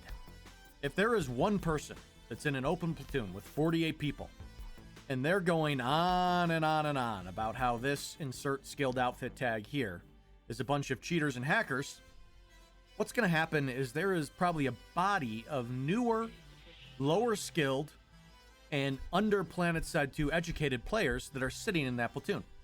And they are in the throes of the very difficult, very frustrating new player experience of Planetside. And they can't understand why they're so good at Overwatch or Call of Duty. And they showed up in this game, and it seems like every corner they turn, they're bumping into some heavy assault that has a shiny helmet, shiny armor, and a shiny weapon that they don't have yet. And they die remarkably fast to this person. So they're having this frustrating experience, and then they show up in this platoon, and some guy that happens to have a little eagle next to his name, ooh, we don't know what that is, but he must be a very high level, is spouting on about these accusations and lag switches and all these other reasons that have nothing to do with the player. They're going to be like, oh, I get it. This game has a hacker problem. It all makes sense now. It is a very easy, comfortable out. They don't have to think about the fact that they were probably playing bronze tier Call of Duty where they got their kills. They don't have to figure out their sensitivities or their performance or their aim. They've got the answer from a veteran player right there. And the problem is it's usually that one really talkative, extroverted guy that goes off on this. And so other players that may be able to correct him don't want to, don't care to. They're just farming. They don't want to speak up. And still further, some people might, but they're too intimidated or they don't want to get kicked out of the platoon, etc., etc. But if no one is willing to put an end to this misinformation, you run into some real problems. In fact, Planetside 2 for a while there was considered rampant with cheaters. Up until BattleEye was installed, that was one of the largest complaints of the game. And even after that, we were going through a situation where a few people were modifying their head hitbox files. And people were absolutely convinced that every good player out there had done this secretly, and they just made it years skirting under the radar.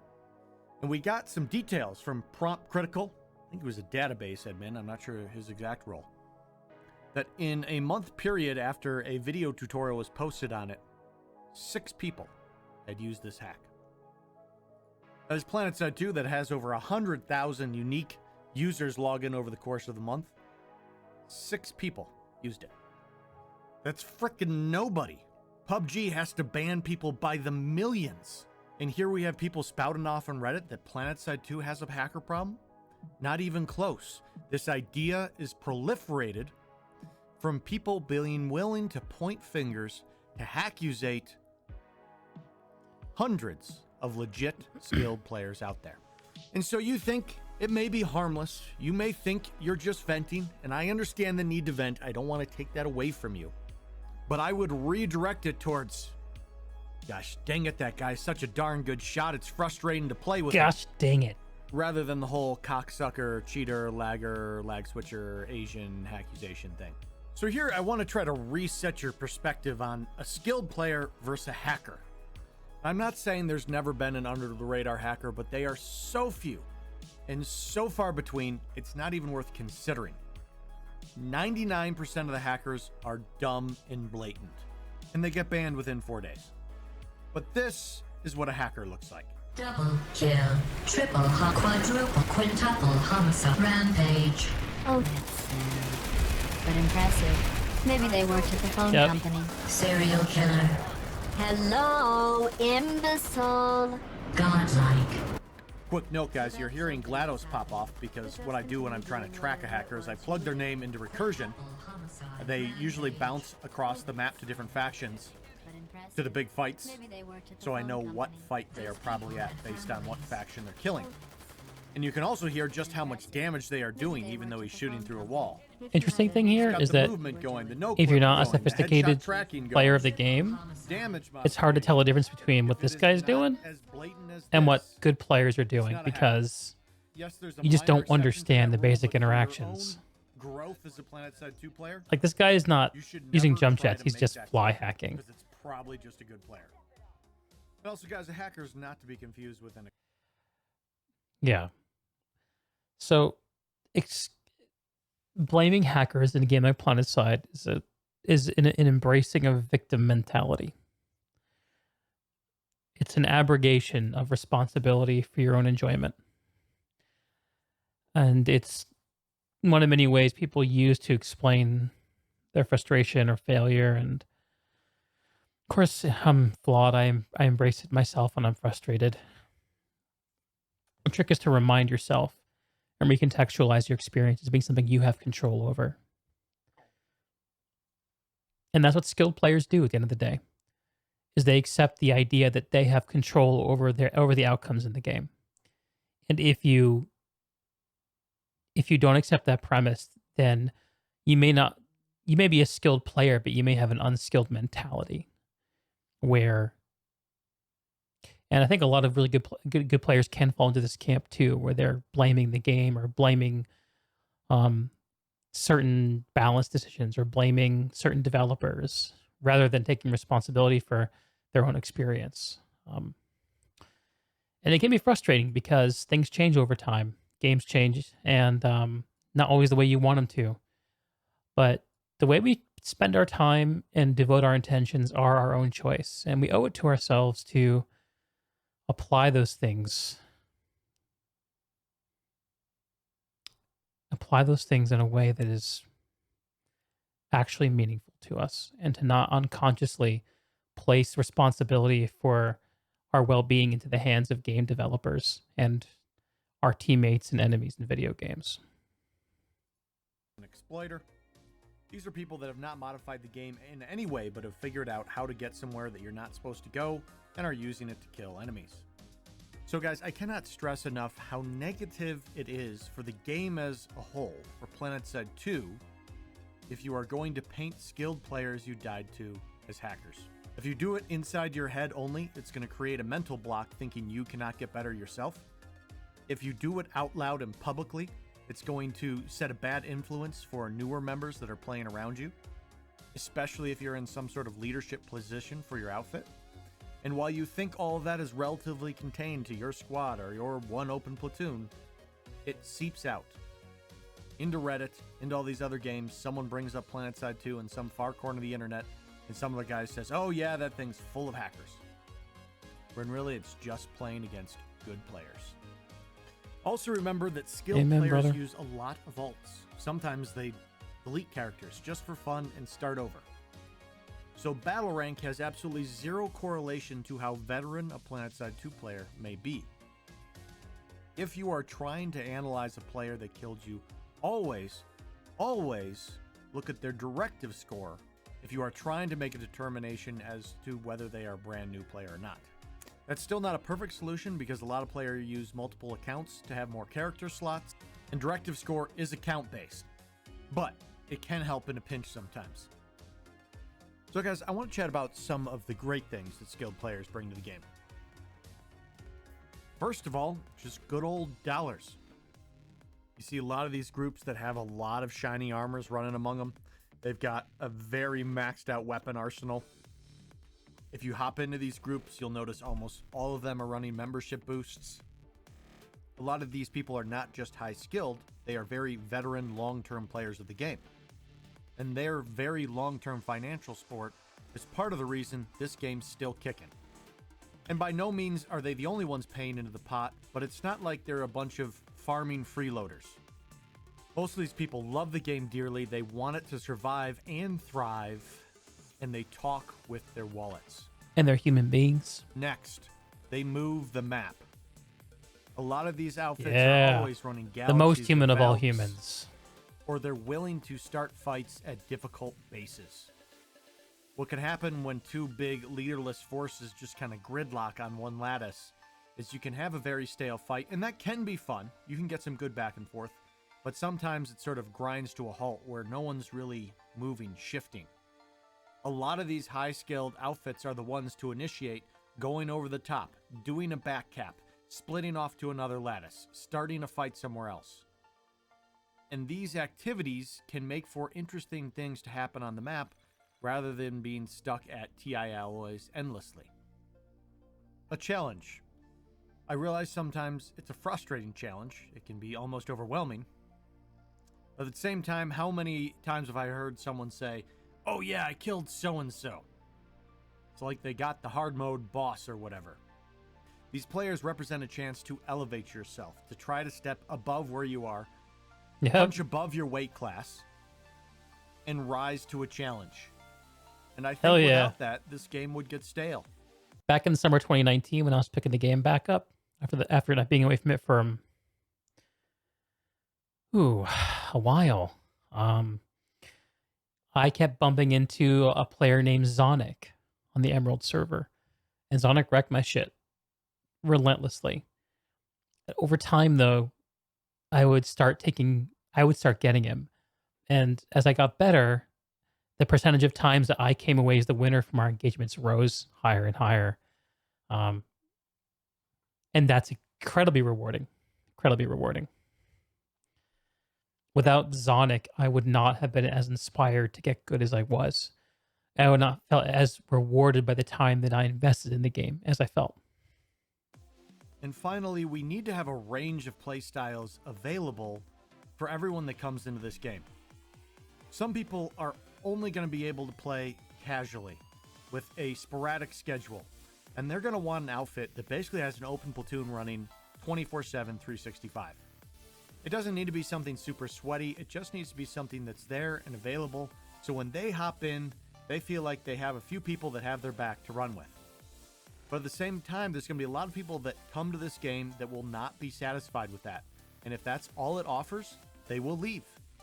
They are going to want to find a group of friends they can run with that when someone else is assigned to that door, they can trust that that door will be covered until insurmountable odds attack it. You'll notice on my streams that when I'm running and leading and say we're doing a building hold, I bounce around a lot. I'm at fat stairs. I'm at balcony. I'm at short stairs. I'm up in server room. And that is because I run open platoons, and while I really enjoy it, I don't know the people I'm running with well enough to trust them, to trust that they have that door covered. Naturally, for a lot of people that want to accelerate their game to the highest level, they want to be in that group where they know everyone there is as good or better than them. So it is very important for player retention in Planetside 2 that we have this wide range of outfits available so that people can come in and find what fits with them. And finally, they're great teachers. I guarantee that if there's anyone you are out there dying to, repeatedly, constantly, if you put a tell into them, they will be willing to help you. A lot of them will probably just direct you to resources, because that's a good place to start, which you may have already seen. But if you wanted to follow them around and see how they think, how they maneuver, what they do, shoot them a ping. They would probably happily invite you to their squad if you made a character on their faction. Skilled players out there are a resource you can use to get better yourself. True. So guys, finally, how do we... Good example of that. When I played last year and in 2019, I rolled with Bushido Way, an outfit of Slayers on Emerald Vanu. And I was punching above my weight to play with those guys. And I learned a lot. And their only requirement to roll with them was to devote yourself to getting better. Approach it earnestly and honestly. With most of these guys who are skilled players, it's less about raw stats and more about your mentality. And that, I think, is what Cyrious is really speaking to here. We all learn to play together. That's the toughest part of it. Almost every other game out there has some sort of skill-based matchmaking. It's funny, when these battle royales started rolling it out, everyone rallied against it because there were a lot of players that were all of a sudden playing in matches with more appropriately matched opponents, and it became a lot harder for them. But no matter how much these people whined and complained, these systems did not go away because overall it improved the experience for the majority of players in those games. Planetside will never be able to do that. We're always going to be stuck in a scenario where everyone has to play together because the matches are so huge. And not hate the low-skilled Zerg, or not hate the skill ball. So let me explain to you the way I do it, the way I envision it when I'm out there doing battle, because I run in both groups. Sometimes I'm in a skill ball, sometimes I'm in just a very general open platoon. I sort of equate some of the battles you run into like a boss fight in World of Warcraft. If you are in a small group and you are having to fend off hordes, sometimes 2 to 3 times your size, it's similar to me like the Battle of Mount Hyjal, where you have a lot of combatants that aren't necessarily very difficult to overcome, but the sheer amount of them is what creates the challenge. On the other side of the coin, if you're facing a situation where you're trying to breach a room, and it seems like every guy in there is a perfect shot, and they seem to just have an extra layer of overshield that you can't get through. And when you almost have them down, they dance away with a few medkits and then seem to be ready to go again. I imagine these types of fights closer to the Chamber of Command battle in Black Temple, where you're managing a small amount of combatants, but they're all very powerful. You need to time your pushes in a way that you can overwhelm any one of them to gain entrance to that area. So the challenge becomes finding a way to create and exploit a chink in the almost impenetrable armor. So, fellow Planetmans, when you're facing off against some of the most skilled denizens on Araxis, while yes, it can be frustrating, I hope you can pause for a second and just appreciate how much work that player has put in and how far they've come to train themselves, hone themselves into that much of a killing machine.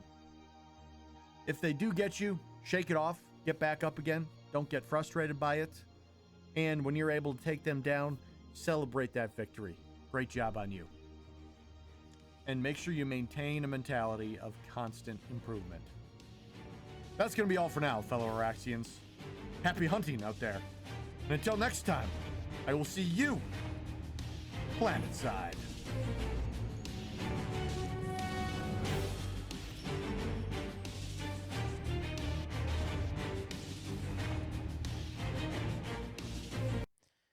A fantastic video and well said. If there's anything that I've learned in the last year by doing this content like it, is like that even when you're playing a game, which is an experience that is given to you, you have a ton of autonomy in getting what you want out of it. You don't have to just get what's given to you. You can put in the effort to get something you want. And in fact, long term, the things that are going to feed you are the things that you earned by putting the effort in. And by focusing that effort in a way that is actually personally relevant. Anyway, so that's it. Basementside Weekly number 1. This is an experiment. I'm going to try to iterate on it every week. That's why I called it weekly.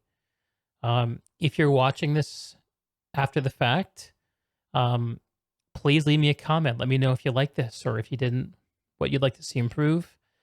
And yeah, Monday night is when I think this is going to happen. Monday evenings at around 6 Pacific, 9 Eastern.